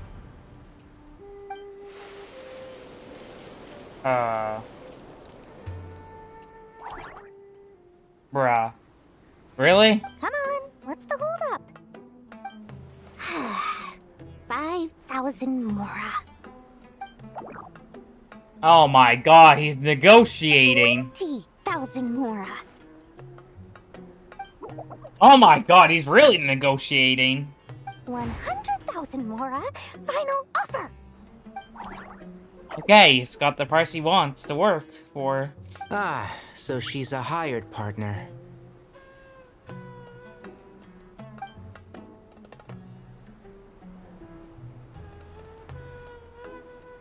Hired partners are reliable too. Plumpy here is a highly skilled negotiator. You'll see. Just a few words from her and... Yeah, well, that clearly did not go. She was not the high-skilled negotiator. You shouldn't have any respect for the rules. This was supposed to be a negotiation. How dare you treat my messenger like this? You wanna play rough? Two can play at that game.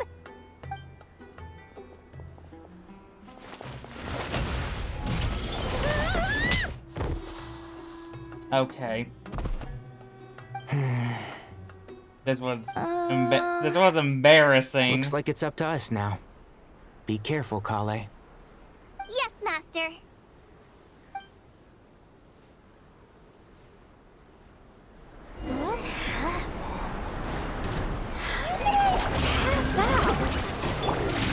Never mind. Maybe it's time for revenge. You know, this reminds me of when you first arrived in Avidia Forest. You were trying to help a child retrieve a lost toy when you stumbled upon Spino Crocodile territory by mistake. Yeah, I remember. Our first time playing side by side. There's too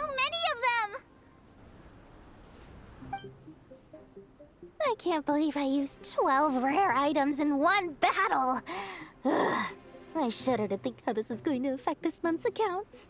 The sight of that glaring deficit might be more than my poor heart can take. Tighnari, how's the situation on your end? We held the line, though it was a close call. But it looks like they're preparing for another attack. Has something happened? They've breached our defenses in the south. The Jinn are pouring in. We're moving the villagers to the north as we speak. They're not looking good out here. We're hemmed in. This is getting precarious. Our margin for error just got a lot smaller. That's why we wanted to confirm your status. We need to consider our next move carefully. Bad news! Another line of defense has been breached.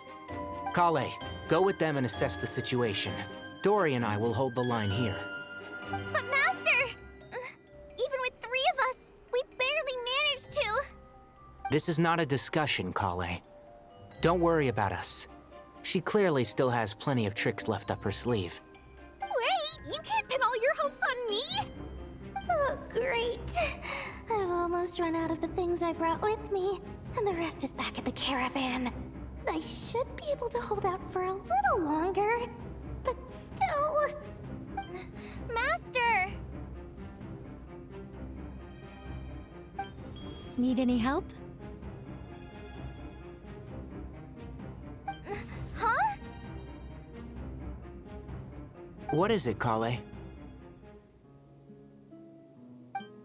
If things continue like this, it won't be long before Aru village is overrun by Jinn, and the sandstorms are sure to follow in their wake. I do have a plan, but I can't guarantee it will work. Okay. I don't care. Whoever you are, please just help us. The only one who can help is you. I am merely here to guide you along the correct path. I am a spirit created at the beginning. I am a flickering illusion. I am the shimmering light that flows from the eyes of the Creator. What do you mean? It doesn't matter. You don't need to understand it. Just repeat after me, one line at a time. Watch out! Jinn incoming! I am a spirit created at the beginning. Here goes nothing. I am a spirit created at the beginning.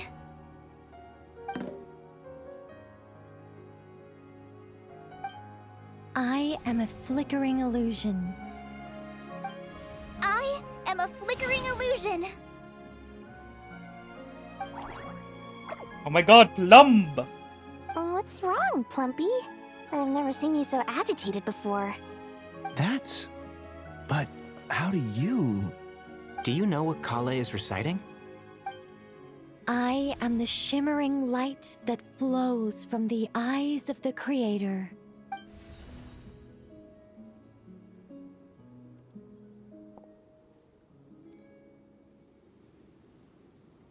I am the shimmering light that flows from the eyes of the Creator.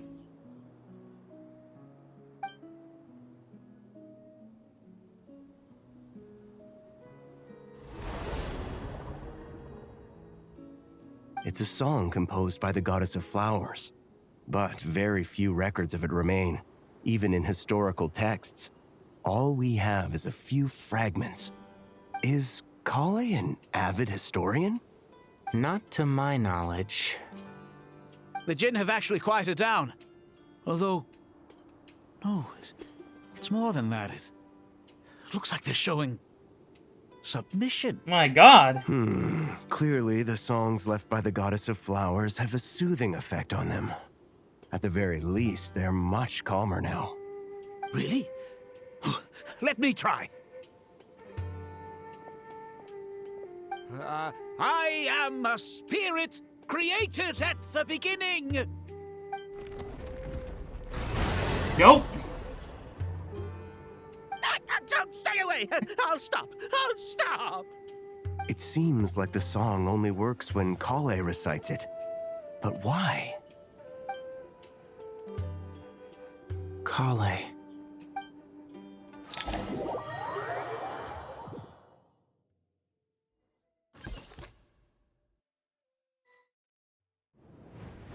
Yeah! Any luck?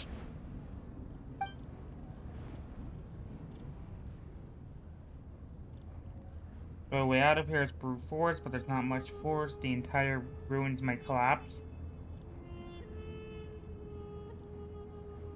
Yeah, that thing's getting closer. Mechanism's right outside. There must be a way to. When I heard that loud rumbling in the distance, I thought the shifting sands had bust open the gates to some ancient treasure vault. Turns out it was just you guys. Oh my god. Wait! That sounds like... It's been a long while. Did you miss me? Oh my god. Jet! Ben! Let's save the catching up for later. First, I gotta get you guys out of there. This should be the right mechanism. Ben, can you handle it?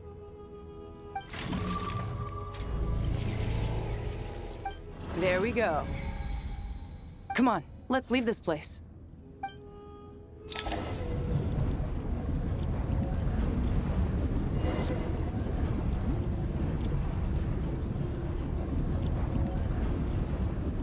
Oh wait. Oh shoot. My bad on that one. I looked at my phone for like 1 second.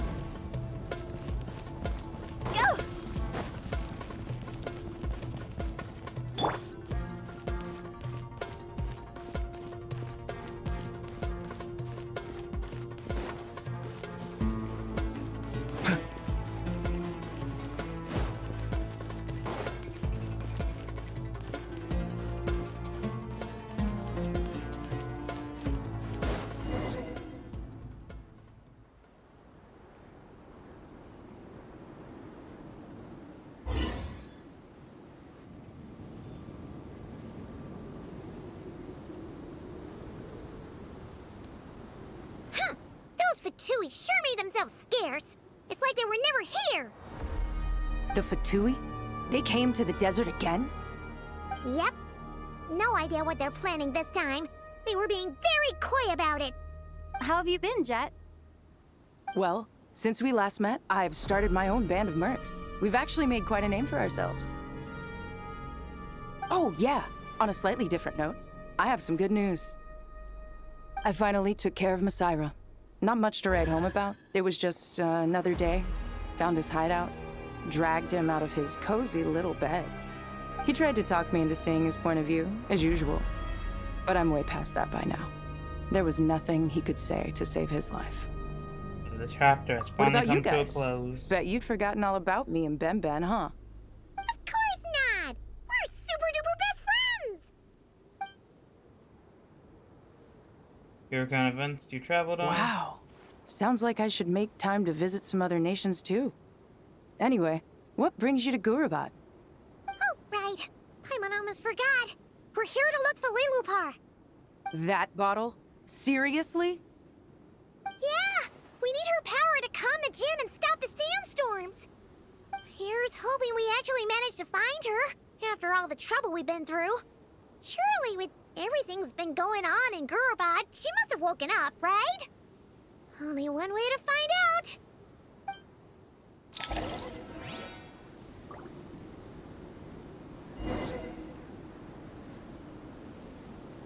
Alright, put it on here.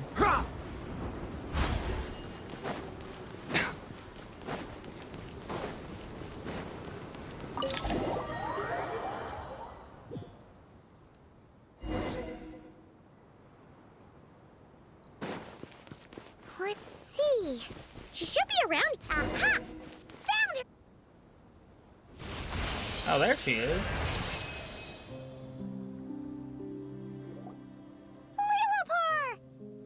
What a long dream that was. It's been a while, my master. Oh, and you're here too, little wildcat. The four of us back together again. Imagine that. Hope this wasn't a rude awakening. In truth, it was at first. I was none too pleased when those miscreants barged in. But it did give me the chance to reunite with you, dear master, so I shall overlook their folly.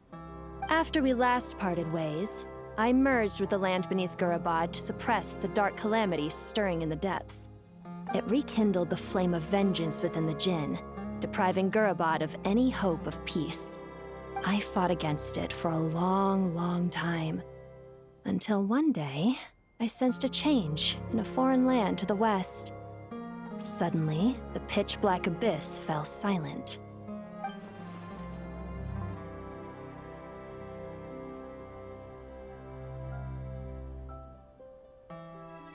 Foreign land, could that be Natlan? It isn't far away from there. Did the abyssal presence there beneath city fall silent when we defeated the... Once satisfied that that dark power could no longer bewitch the Jinn, I too fell into a deep slumber, from which I have only now awoken. Why have you returned to Gurabad, my master? And why is my sand-swept homeland in disarray once more? Well, basically, Sumeru's in danger and a lot of our friends are affected. Some bad guys messed around with Irminsul and now they've released the Jinn in here. We managed to chase off the culprits, but we have no idea how to seal this place back up and stop the sandstorms. Child's play. I shall quell the Jinn and scatter the storms. Thank you, Lilupar. Thank you, Lilupar. No need to thank me, my master. I have granted many wishes in my time, and this was the most trivial of them all.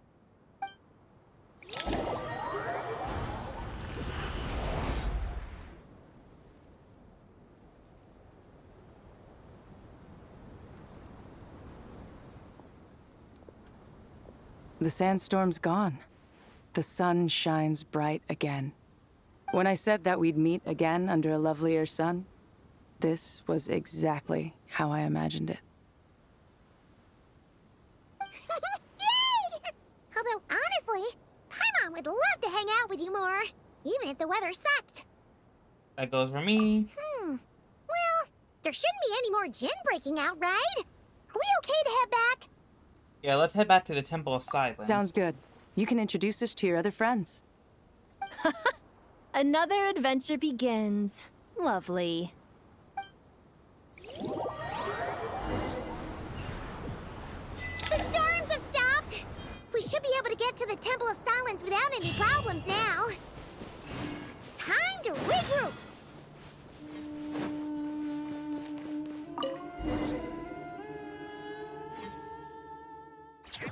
And here we are, going into the Temple of Silence.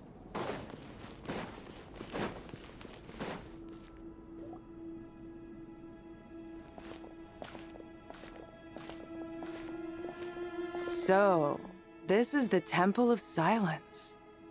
I've heard the Nagarjanites mention it in passing, but I never imagined it would be this big. It's colossal. I thought the temple moved to the rainforest ages ago. When did they scamper back into the desert? I don't know. This plan sounds a little too risky for my liking. Even in King Deshret's day, this was experimental technology.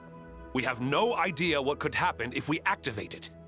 Well, unless you know of another viable alternative for the Akasha terminal, I'm afraid this is our only option. The plan is sound, and the risks are manageable. However, if we are to proceed, we must act quickly. The scale of this project is enormous. Even with Kave, Faruzan, and every other scholar of mechanics working on it full-time, the proposed modifications won't happen overnight.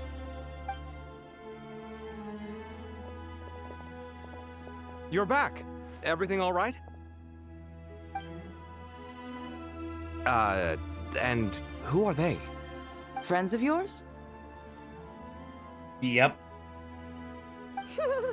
Pretty much everyone in the Temple of Silence is. This guy's Kave, and the one next to him is Alhaitham. Hello, I'm Jet, and this is Lilupar. Ah, a famous name from the history books. Pleased to meet you. A friend of a friend is a friend of mine, as they say. Who's they? Huh? Do people not say that? Not in the desert. Friends you can trust, but friends of friends? Gotta keep an eye on them. Still, I do trust the Traveler's judgment. I'm sure you're good people. The sandstorms have calmed down. I take it the Gurabod problem is resolved? What did you find? What happened in Gurabod? And after getting all smarmy with us, he trapped us there. Luckily, Jet used the mechanism outside to free us, and then we got Lilupar to put a stop to the chaos. Wow. Thanks for being there to help them.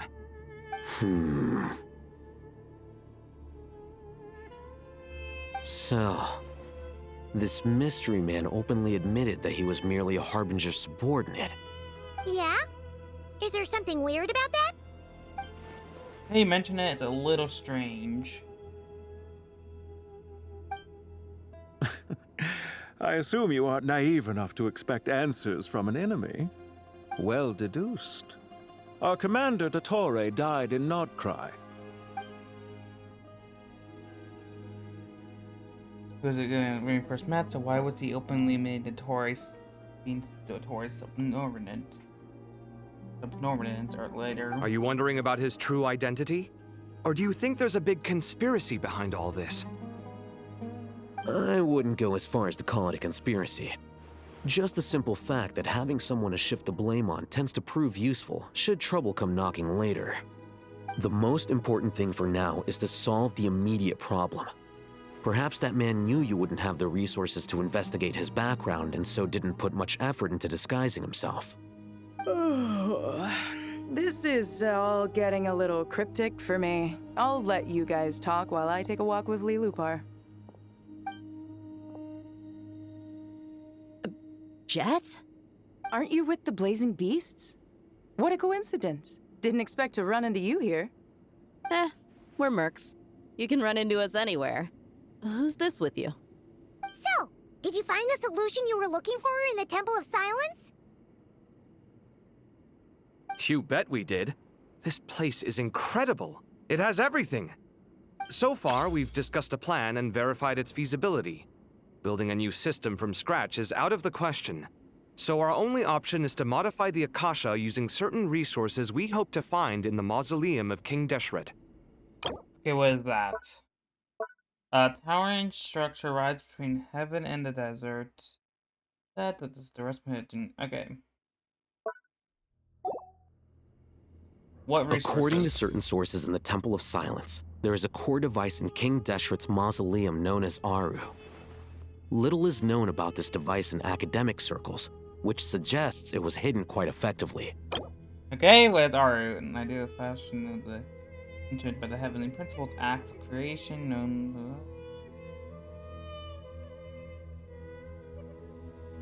Alright. If these sources prove correct, the energy contained within Aru may be sufficient to power our Akasha renovation plan. However, this raises difficult questions regarding technological integration. The sages are still debating it.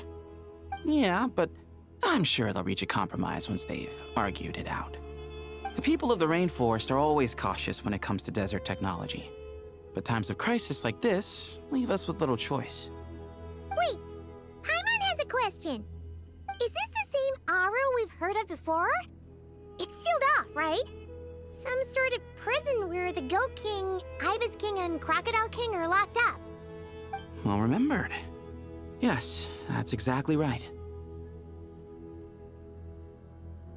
According to our records, Aru was the most brilliant creation King Deshret ever conceived of. Built by divine and mortal artisans working together. It was a miraculous accomplishment, and it lies hidden deep within the king's mausoleum to this day. That being said, what Aru actually does and why it was built, those are deep secrets we are not privy to. Until recently, I wouldn't have been optimistic that the place even exists. The only reason I'm inclined to believe it now is because we heard it from the Ibis King Thoth himself at his temple. The tale of how the 3 retainers of Al-Akhmar were imprisoned in Aru. Paimon totally gets that. When Paimon first heard about it, she thought it sounded pretty unbelievable too. Do you guys still remember that? The Ibis King told us they were trapped in Aru, and that they had to answer 3 questions to get out. I think I remember. What causes our rise and fall? What obliterates love and hate? And what determines truth and falsehood? Those were the 3 questions, right? Yeah. If only Nefer were here. She's dealt with the Ibis King before, so she might know more. Oh, Nefer's a friend we met in Notcry. Not cry. Funny. She showed up here earlier. Huh?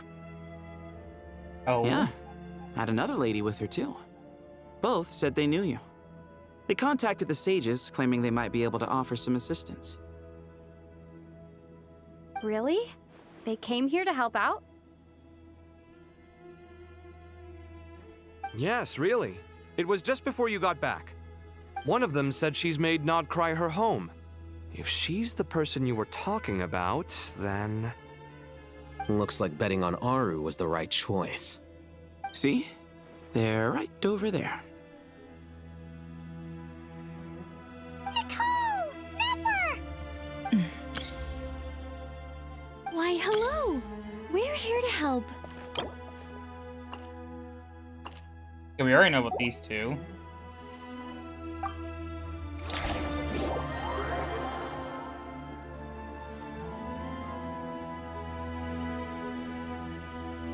It's a good thing we left early.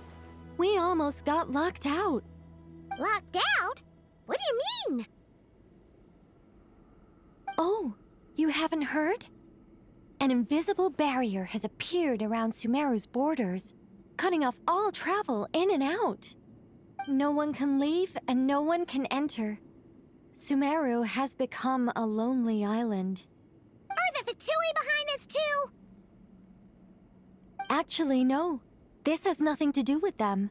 I suspect it's a defense mechanism within Irminsul itself. Irminsul is the source of Tevat's ley lines, after all, and SUMERU is the nation closest to it. I imagine this function was put in place to seal the entire region off in the event of serious damage, preventing the disaster from spreading to the rest of Tevat. It may have been implemented long ago. But doesn't that mean that the people here won't be able to escape to other nations if the anomaly keeps spreading?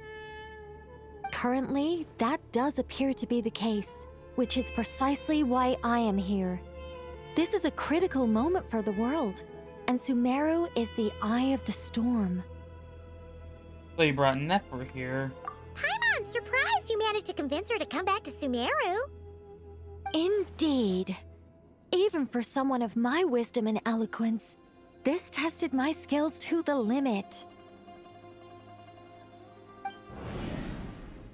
And why should it concern me that SUMERU's in trouble? Surely you don't think I still have feelings for that place? Judging by your tone, I suppose you don't. Sounds like you don't know much about my past. And here I thought you knew everything. All I know is that the Ibis King is the source of your power. He was quite a prominent moon envoy once upon a time, so I do know a thing or two about him. As for your past, I have ways to learn the full story if I wish to. But everyone has secrets they'd rather keep to themselves, wouldn't you say? I'm glad you see it that way, Miss Nicole. I've chosen to call Nodcry home, which is why I did my part in its hour of need. That doesn't mean world savings become a habit with me. I have no particular desire to play hero in SUMERU, thank you. I understand. Human emotions do not appear and disappear without cause. There is always a reason to be found behind both salvation and destruction. Still, if time has taught me anything, it's that human emotions are often complex and in conflict. That's why people change their minds about things all the time.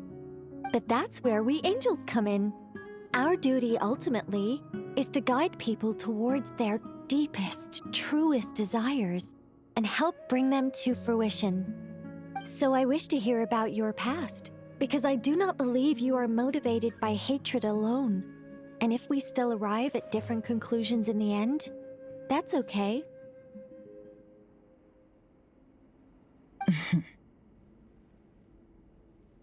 I refuse. Wait, what? But I set the atmosphere and everything. Oh my Isn't this God. supposed to be the moment when we finally open up to one another? Is it? Maybe I'm not so good at reading the atmosphere. You're right, Nicole. There's more to me than just hatred. Had it consumed me, I'd be left stuck in the past forever, never living in the present. But I don't think that your guidance can change my mind. The all-consuming sands, the bloodshed, both deserved and undeserved. Those old emotions cling to me like a shadow. Do you wish to shake them off? No. I hope to remember them forever. Those emotions and memories shaped me into the person I am today. They'll always be a part of me. In that case, would you like to hear my perspective, at least? Sure. It's not every day you get to hear an angel's opinion. A long, long time ago, when the angels still walked freely upon the earth, I found life tedious. Monotonous work, lukewarm relationships. Things weren't nearly as interesting as they are now. And yet, since the angels' demise, I have found myself missing those days on more than one occasion. Human emotions are often attached to a person, a place, or an object. When those things are gone, the memories quickly fade, and the emotions slip away along with them.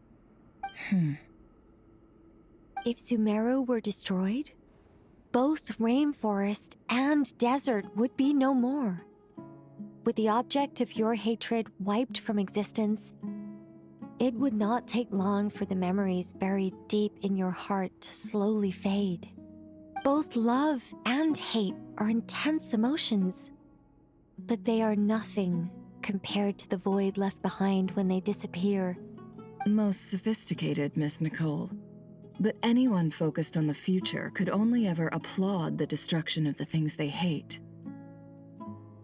Still, I'm a special case. Someone once told me that human memory is more selective than a Mora-hungry merchant choosing between customers. We all need a reality check once in a while, so we don't forget the truth. As much as I dislike SUMERU, this is no way for it to perish. All right, you win. I'll help you out a little, but I won't work for free. How much will you need? You're not gonna milk this for all it's worth, are you? What do you think? I'll be upfront with you. I don't have much more on me. If that's what you need, I could borrow some from Alice. Or perhaps I could pay in sculptures.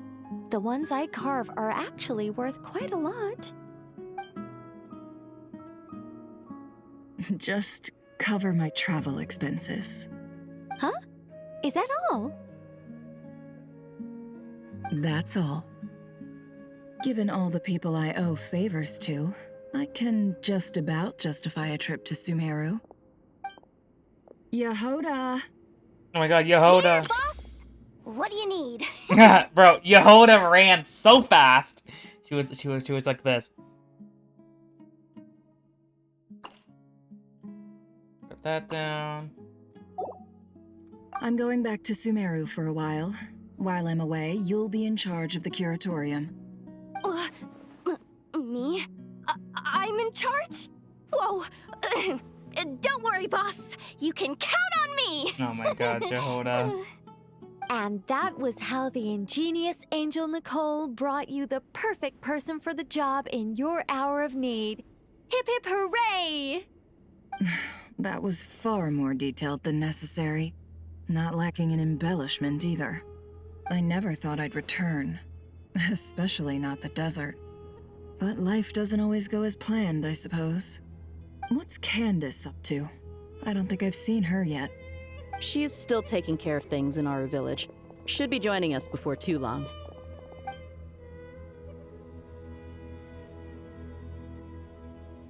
Oh, and sorry, hope we're not interrupting anything.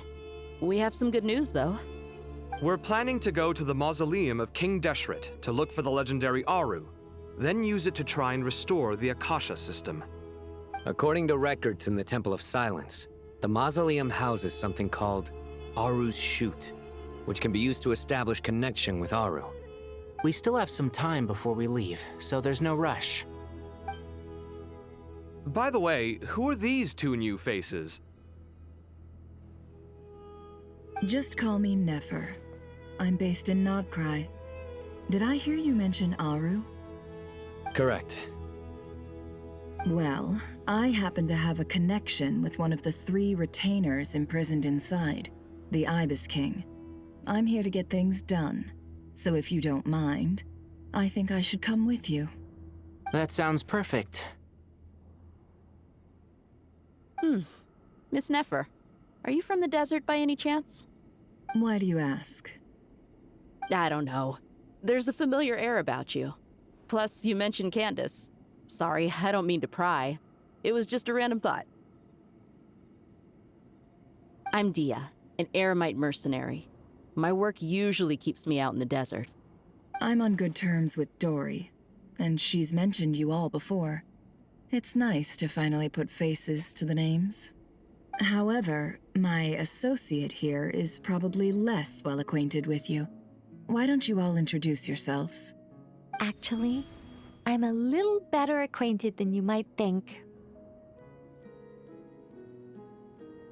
Huh? Huh. Are my eyes playing tricks on me? It looked like you spoke without moving your mouth. Ventriloquism. I have heard tell of it before. What is it, Kale? It's you! You're the voice who's been speaking in my head, aren't you? You encouraged me to report my dreams to the Dendro Archon, and got me to recite that magic prayer. Mm-hmm.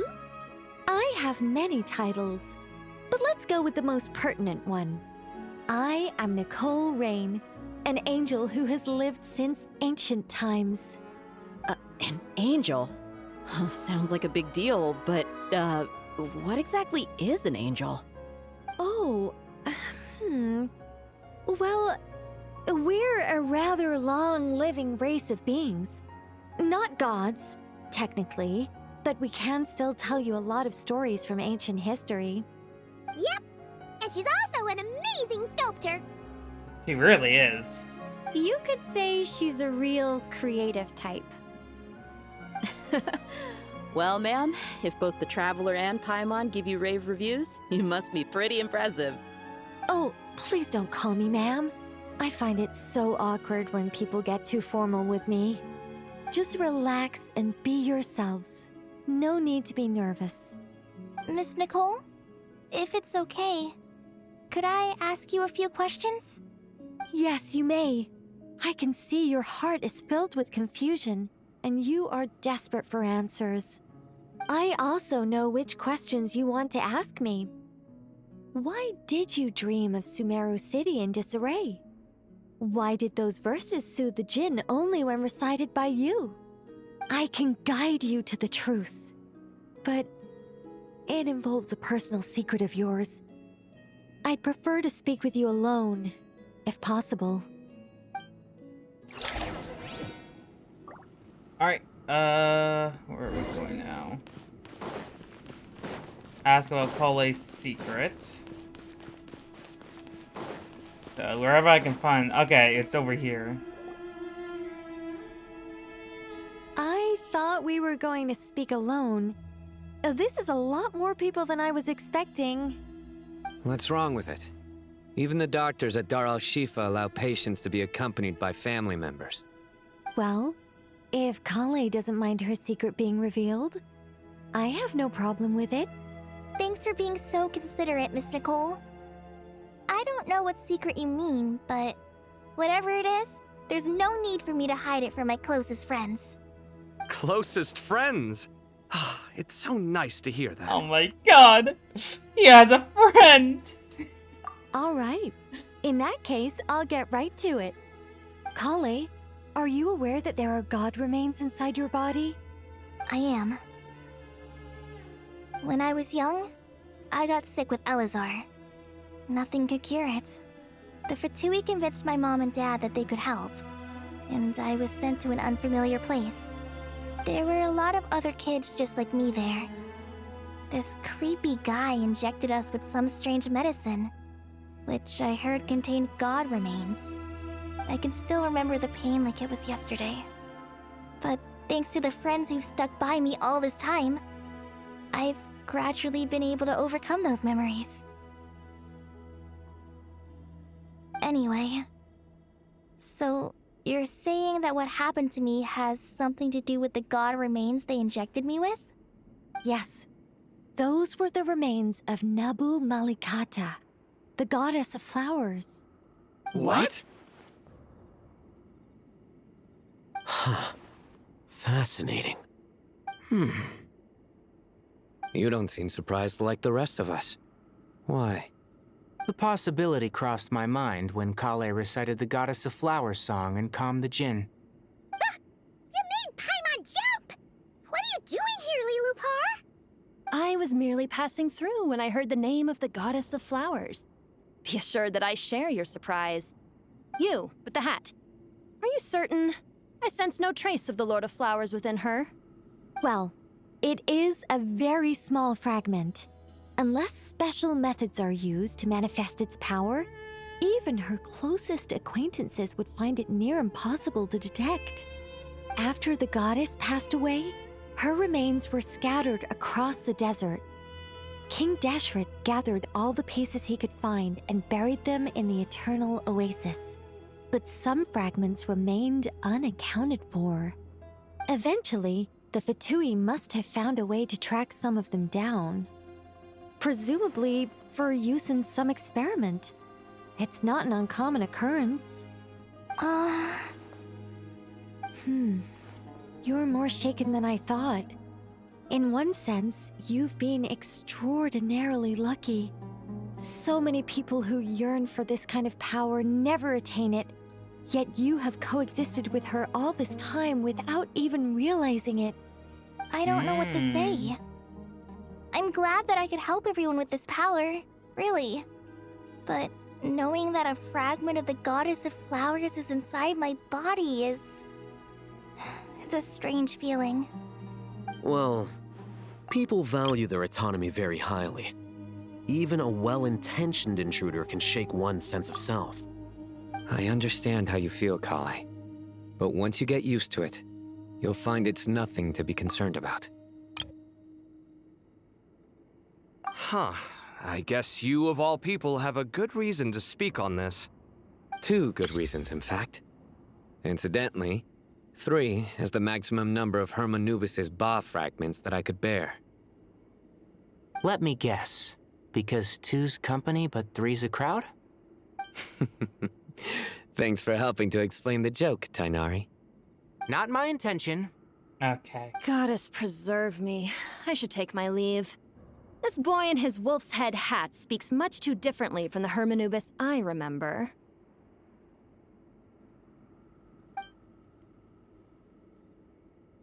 Kale, all I'm trying to say is, no matter how many Hermanubis fragments there are within me, you wouldn't think of me as Hermanubis. In the same way, you are simply you. Yeah, I know what you mean. So about that dream I had, was it a warning from the Goddess of Flowers? Yes. Just like me, she was an angel created by the primordial humans, born with the instinct to guide living beings. Though her body and soul have perished, her essence retains its natural instincts. Even her smallest remaining fragments would do their utmost to send you that warning. The Mother of Dreams? Lord of Flowers and Oases? She must have had a premonition. That is why she gave that dream to you.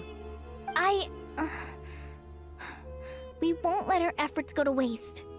But I still don't understand. Why me? Yes. Why indeed? You weren't the only one injected with god remains, but only in you have her fragments persisted. I suspect it may be because of the firm will you showed in the face of suffering. She was likely assimilated by that will. Of course, this doesn't mean you have to shoulder any extra responsibility. As this young man said, you are who you are, and that will not change. All right, any further questions from the family members of the patient? If not, we should head to the mausoleum of King Deshret. Let's move out. Time to put our plan into action. We all hope it'll work. But will we really be able to open Aru? And even if all 7 pillars of King Deshret agree to let us proceed, the scale of the work to follow is daunting to say the least. Haven't you handled other big projects before?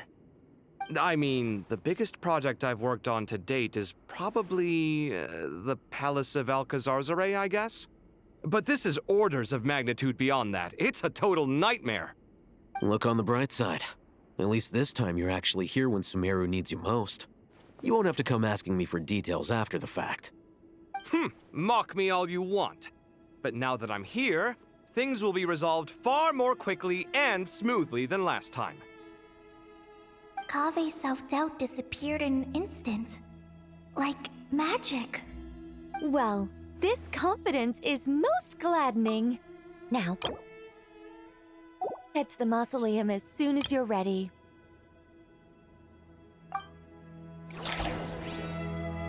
Alright, I'll stick some images for the thumbnail.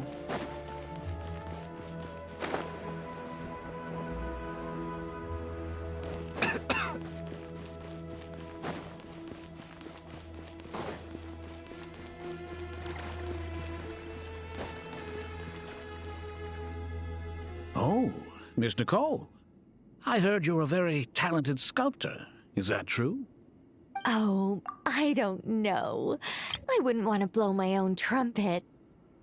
Honestly, even though Kasharawar is best known for its focus on mechanics, plenty of Kasharawar scholars are quite serious about sculpting as a hobby. So if they rate your work, that's enough for us. We just have to take a look. Who's we? Myself and a few other scholars. Kashif, Daneshvar, come take a look. Oh, well, if you insist, I suppose there's no harm in showing you.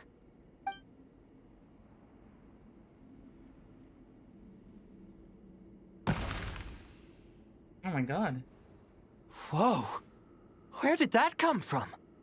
Look at the level of detail. It's so lifelike. The squirrel descends from the heavens like a champion, and the earth trembles beneath its feet. What do you think? Striking, isn't it? Kave? Kave, come here for a sec. Oh, and Madame Faruzan, didn't you used to study in our darshan? Come take a look. All right, but hang on a moment. I have to finish reviewing this proposal first. You called? What is it, youngster? This squirrel statue. Isn't it cute? It is. A squirrel? I wouldn't say cute per se. The realism is what stands out to me. Were you trying to carve a statue of a hero, young lady? Oh, a hero? I suppose so. Actually, I didn't really have a specific theme in mind. I just started working on it, and this is how it turned out. I see. Well, do you tend to read novels about heroes in your spare time? As a matter of fact, I do quite enjoy those. Everyone loves a good tale of daring do, right? Then perhaps this statue represents the heroic tale you long to see deep down inside. Oh. Also on the subject of heroism, I feel that if the subject posed with a finger raised towards the heavens, it would lend a greater gravitas to the overall image. I'm sure some would call it cliché or old-fashioned, but not me. I think it would be a perfect fit. It has a certain classical beauty about it. Kave! Sorry, Madame Faruzan, I'm a little busy right now. Don't wait up for me. What a pity. That young man has excellent aesthetic tastes. I was hoping to ask him for his opinion. What a genius idea! Why didn't I think of that? Classical beauty is a great direction to explore. That's it. Once I get back, I'm going to sculpt a heroic squirrel pointing its finger towards the sky. Precisely. A declaration of victory. You understand my vision.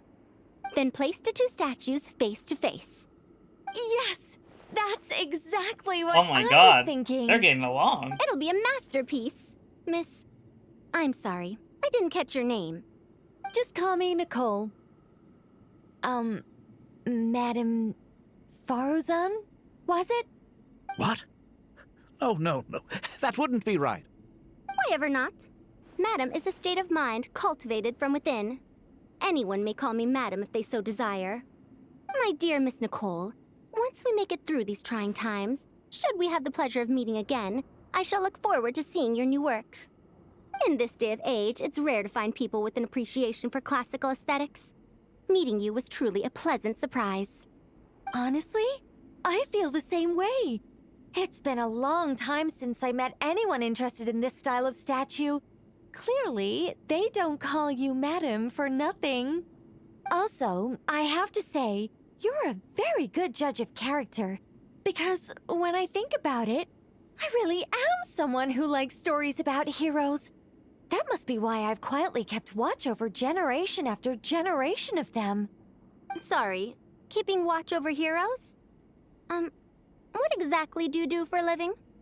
Oh, never mind that. Let's not tell Madame Faruzan about Miss Nicole's true identity for now. Good idea. Let's limit the conversation to aesthetics.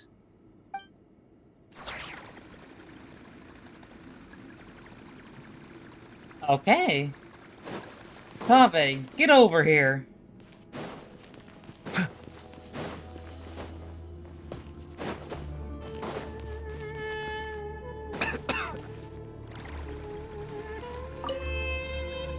Let's not tell Madame Faruzan about Miss Nicole's true identity for now. Good idea. Let's limit the conversation to aesthetics.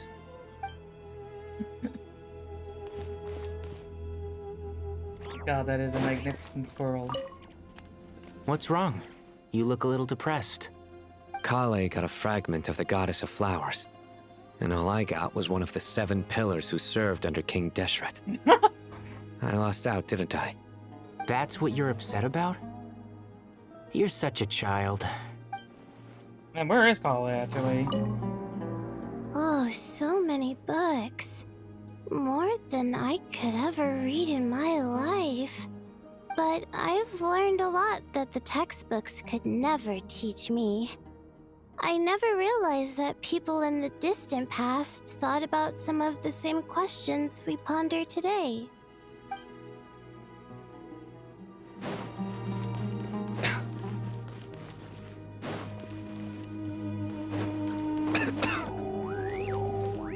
Good to finally meet you in the flesh. It's a little surreal seeing you here after exchanging letters for so long. In my head, the boss of the Curatorium of Secrets didn't look so young. Sounds like you have some history then? Any budding mercenary group needs a steady supply of intel. They, in turn, can prove an exceptional source of the same. The Curatorium of Secrets is happy to cooperate with friends from all over the world. If you're interested, you'd be very welcome to join our network too, Miss Dia.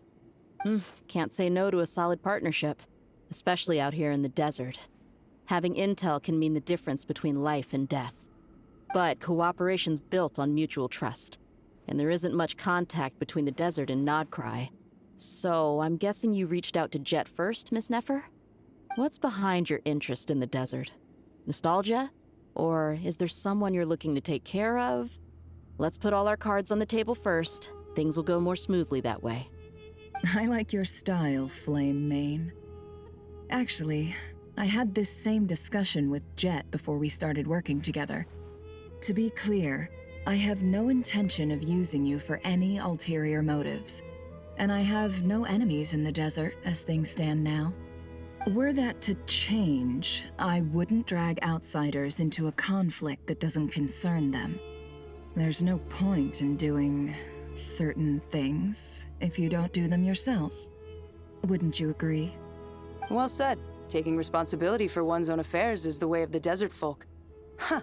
It's like you're one of us. You sure that's a compliment? Absolutely. I'll take it. Perhaps we can discuss our cooperation in more detail now? Sure. I love working with no-nonsense people. And you certainly fit that description. I look forward to a fruitful partnership.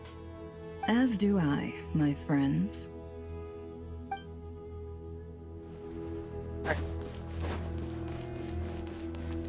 Go to the Great Hall of Truth.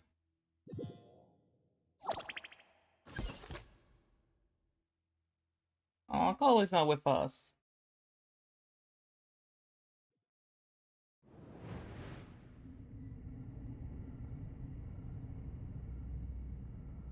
I hope everyone's ready. We'll be arriving at our destination very shortly.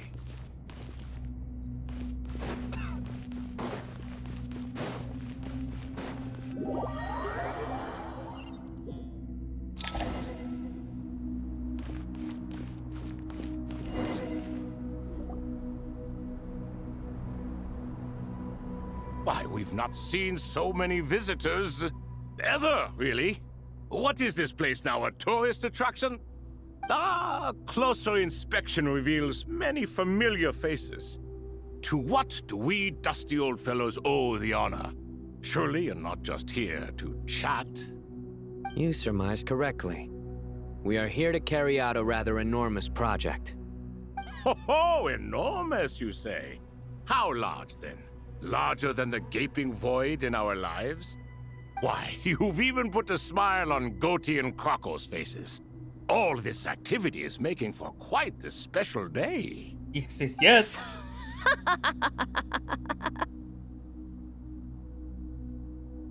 I know that laugh. Lilipar? What on earth are you doing here? Oh, this is hilarious.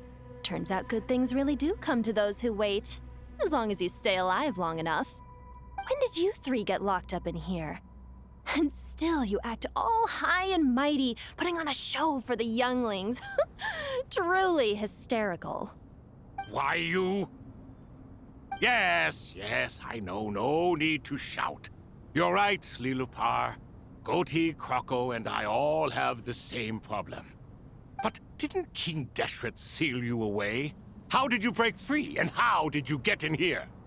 Who knows? Perhaps you can ask my master one day, should you ever get the chance. Behold, the executioners of old. Some have turned into fragments residing in human bodies, and others are imprisoned eternally, leaving not a single shard behind. It's almost tragic, watching lowly prisoners like you act all self-important. Curiosity gnaws at you, doesn't it? Your interest in the outside world threatens to burst you at the seams. Turf. I'm starting to take a liking to this magic bottle lady. Time is of the essence. Let's get down to business.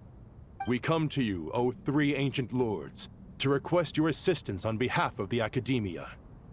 If we can help you regain your freedom, then please consider lending us your aid. As for precisely what we need your help with, it's a long story.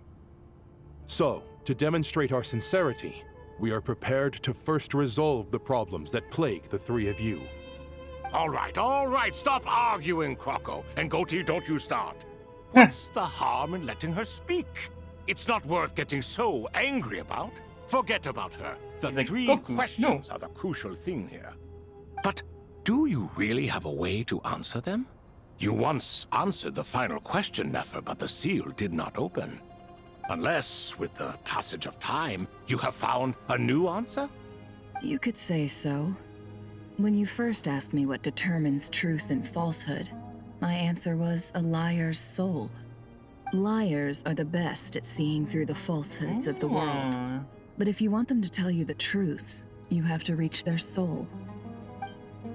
I think that makes sense. I found it quite compelling myself, and I told Nefer so. Unfortunately, it brought us no closer to liberation. Well, that's simply because it was my answer, not the one King Deshret was looking for.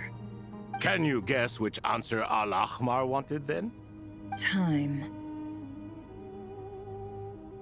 And that's not only the answer to the final question, it's the answer to all three of them. All things wax and wane with the passage of time. Love and hate eventually fade into nothing. Current affairs are always fraught with conflict and controversy. Only time can distinguish between right and wrong. You once described King Deshret as a proud man. I'd say that the prouder someone is, the more inclined they are to believe that only time is qualified to be their judge. Time. Well. Indeed. Perhaps in building Aru, our king was in fact attempting to reverse time, to bring love and hate, right and wrong, the rise and fall of all things back to their point of origin.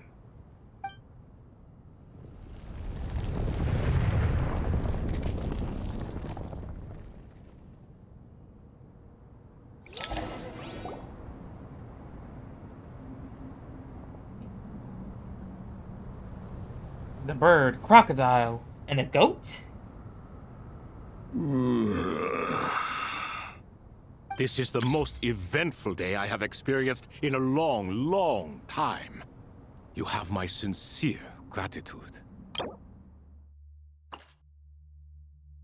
And...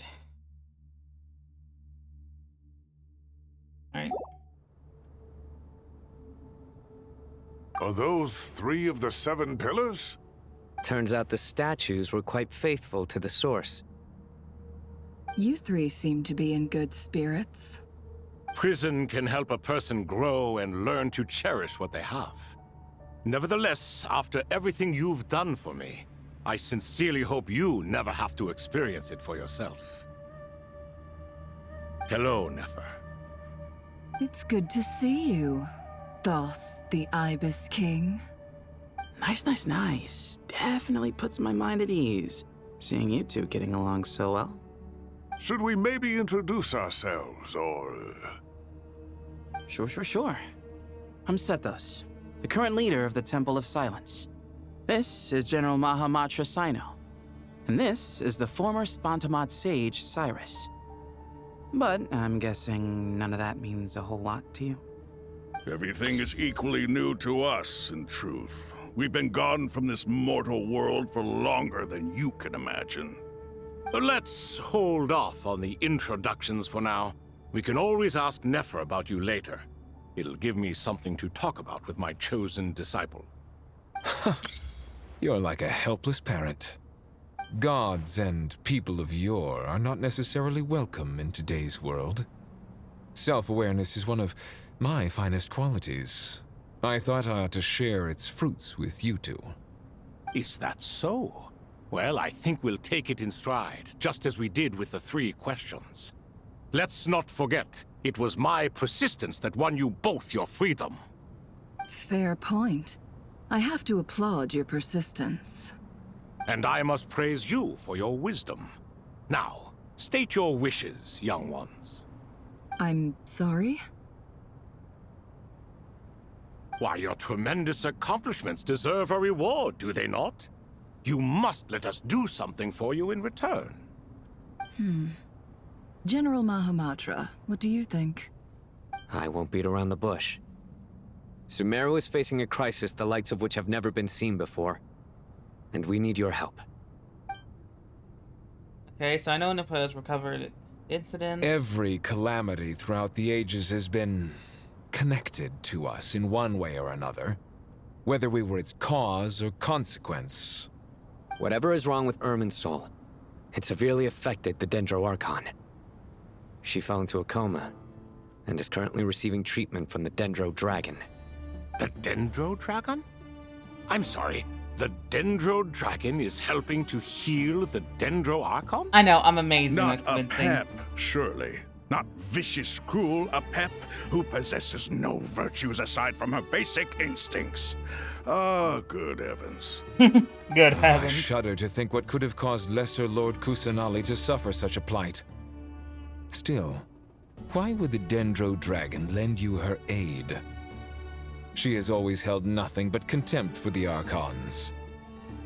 I suppose she and Kusanali must have some history.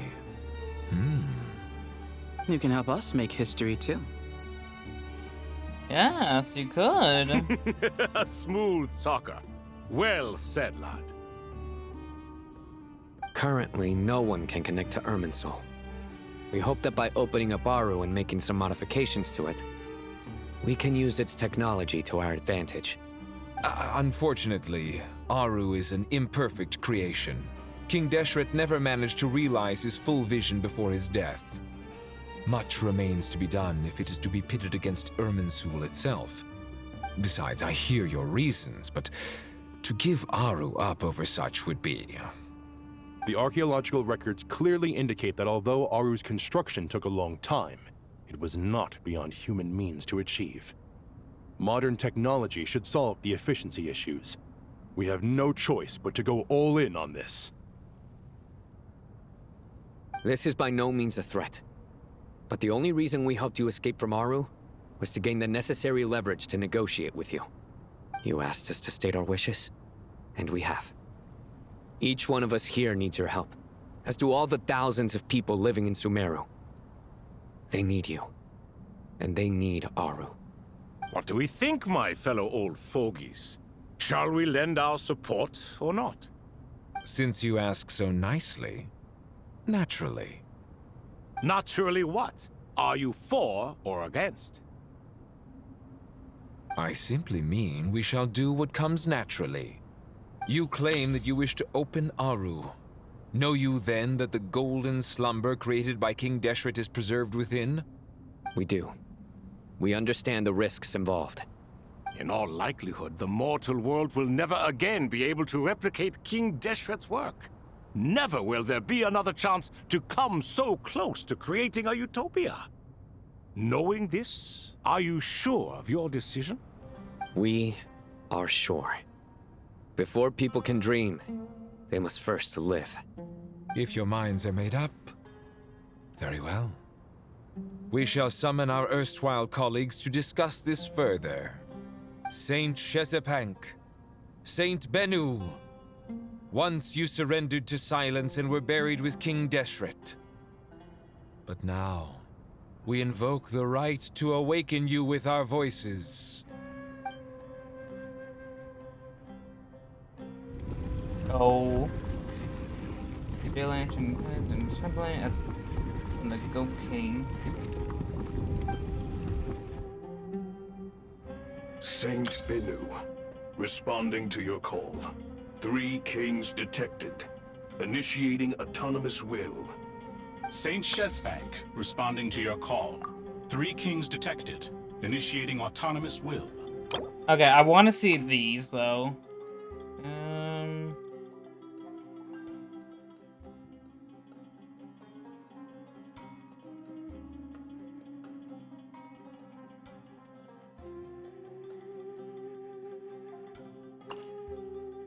Yeah, I'm just reading these in my head.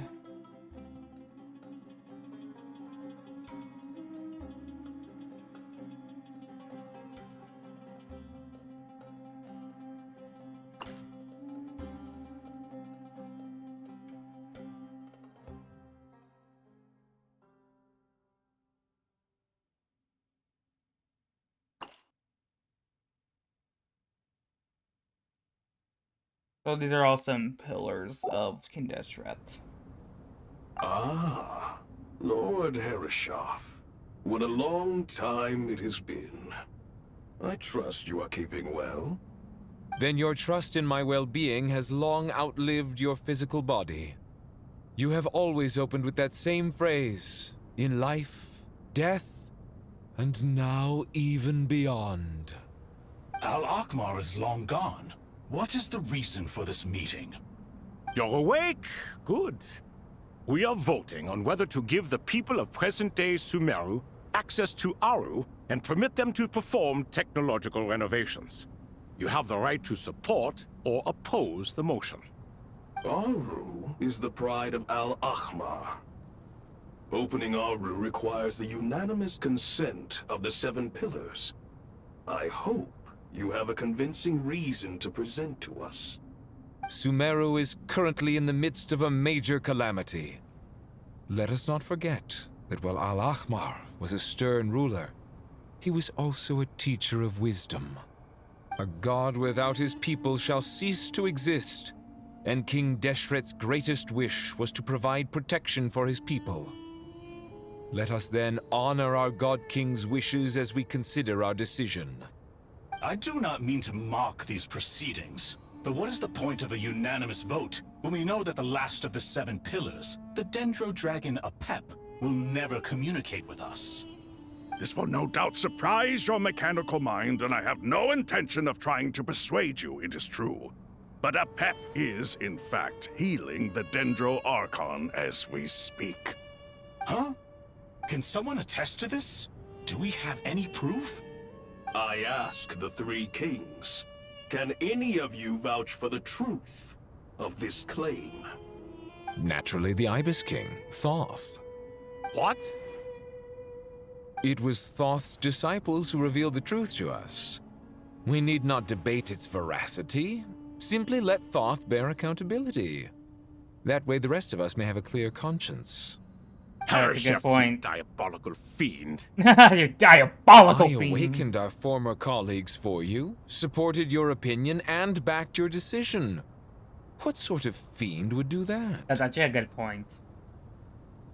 I miss the days when Hermanubis was still around. At times like this, he would offer to take accountability. What are you trying to say?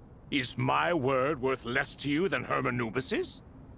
Hypocrite though you are, Lord Thoth, you are humorous in equal measure. How could we bear not to associate with a character such as you?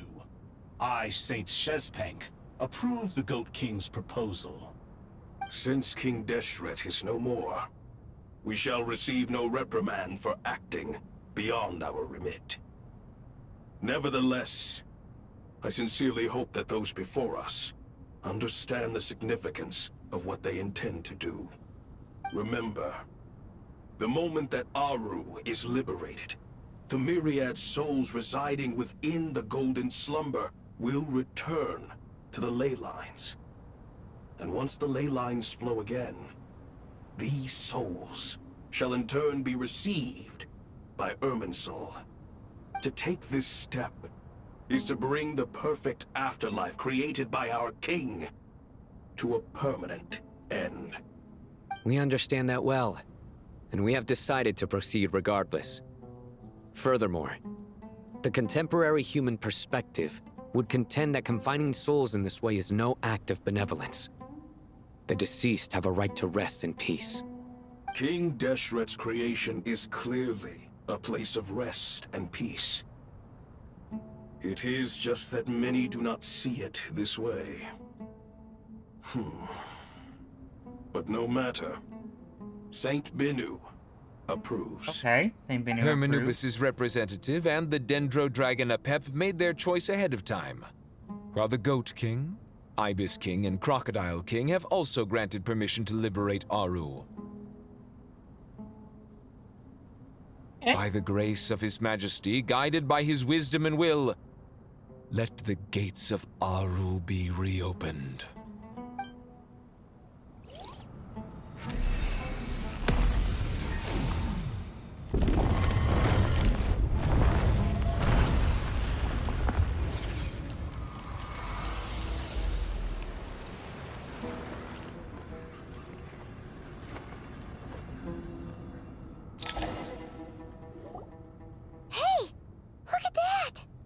What's this? Are we under attack?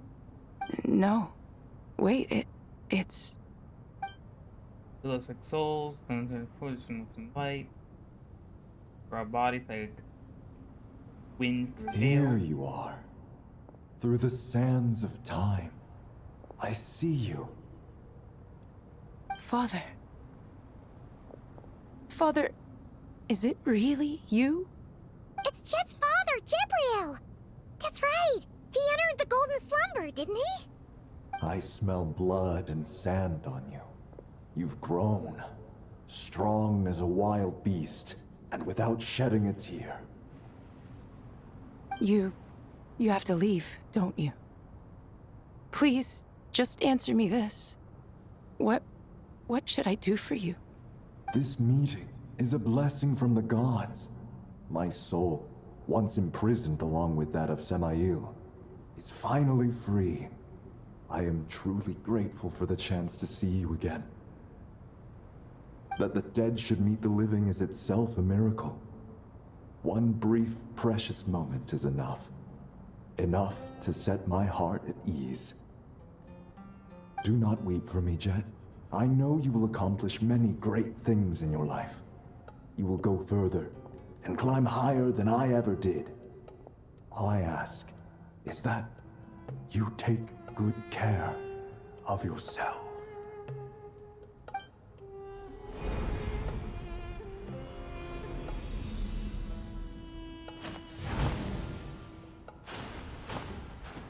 Father!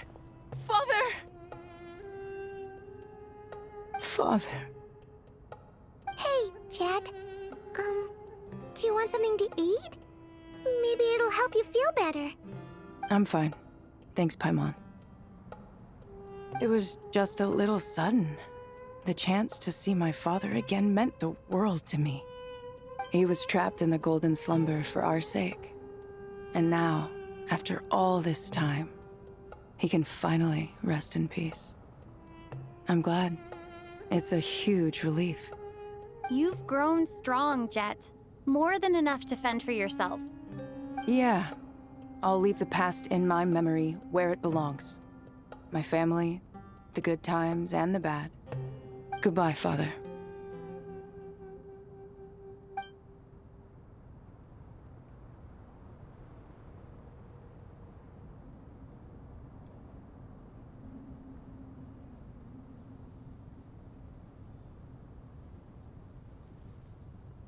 Ah, me, what a touching reunion that was. It seems we did a good deed today. They did do a good deed today. We three retainers, once imprisoned for our iniquity, are surely the least qualified to judge whether this deed is good or bad. Either way, Aru is open. Now you have your opportunity, and with it, whatever trouble may ensue. Although Aru was created by a god, human craftsmanship was nevertheless required to build the gate that connects it to this world. Perhaps the relationship between gods and humanity follows a similar principle. As for your proposed renovations, we cannot determine which functions to keep or discard. Proceed as you see fit, but please entrust the task to your most accomplished scholars, or Bennu will be most displeased. It matters not. The Ibis King shall be accountable if any problems arise. That is true. Ibis, you chose to take on disciples, and so it follows that you must accept the risks of associating with humans. If I'd known you'd be like this, I would have locked all of you away in Aru, never to leave again for all eternity. All of us? What does this have to do with me? Literally, bro. Vilify me no further. Scholars, since you have liberated Aru, allow me to present you with a gift.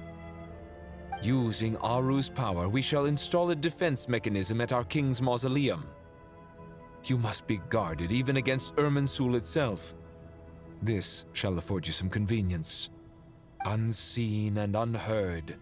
From this moment forth, none may by sight or hearing perceive anything said or done within the mausoleum. Amazing. And all this is achieved just with the power of Aru? With technology from the heavens, the possibilities are endless. Just because King Deshret did not use it for this purpose, does not mean that it cannot be done. So, marvel away. This is the reward you have earned. All right. Well, that resolves the issue of confidentiality.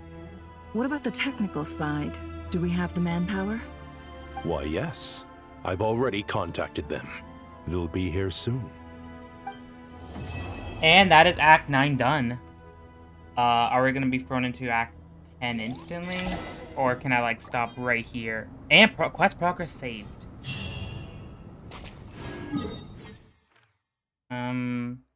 I think I can stop right here. Right? Last save within 1 minute. Alright, so tomorrow, so this will be uploaded today on Saturday. Tomorrow, we plan on doing, the rest of the story. After tomorrow, we plan on doing the event. Catching up with anything we need to get done there. And then we should get Destiny 2, which I'll talk about later on. Yeah. I'll see you guys, next time. Bye!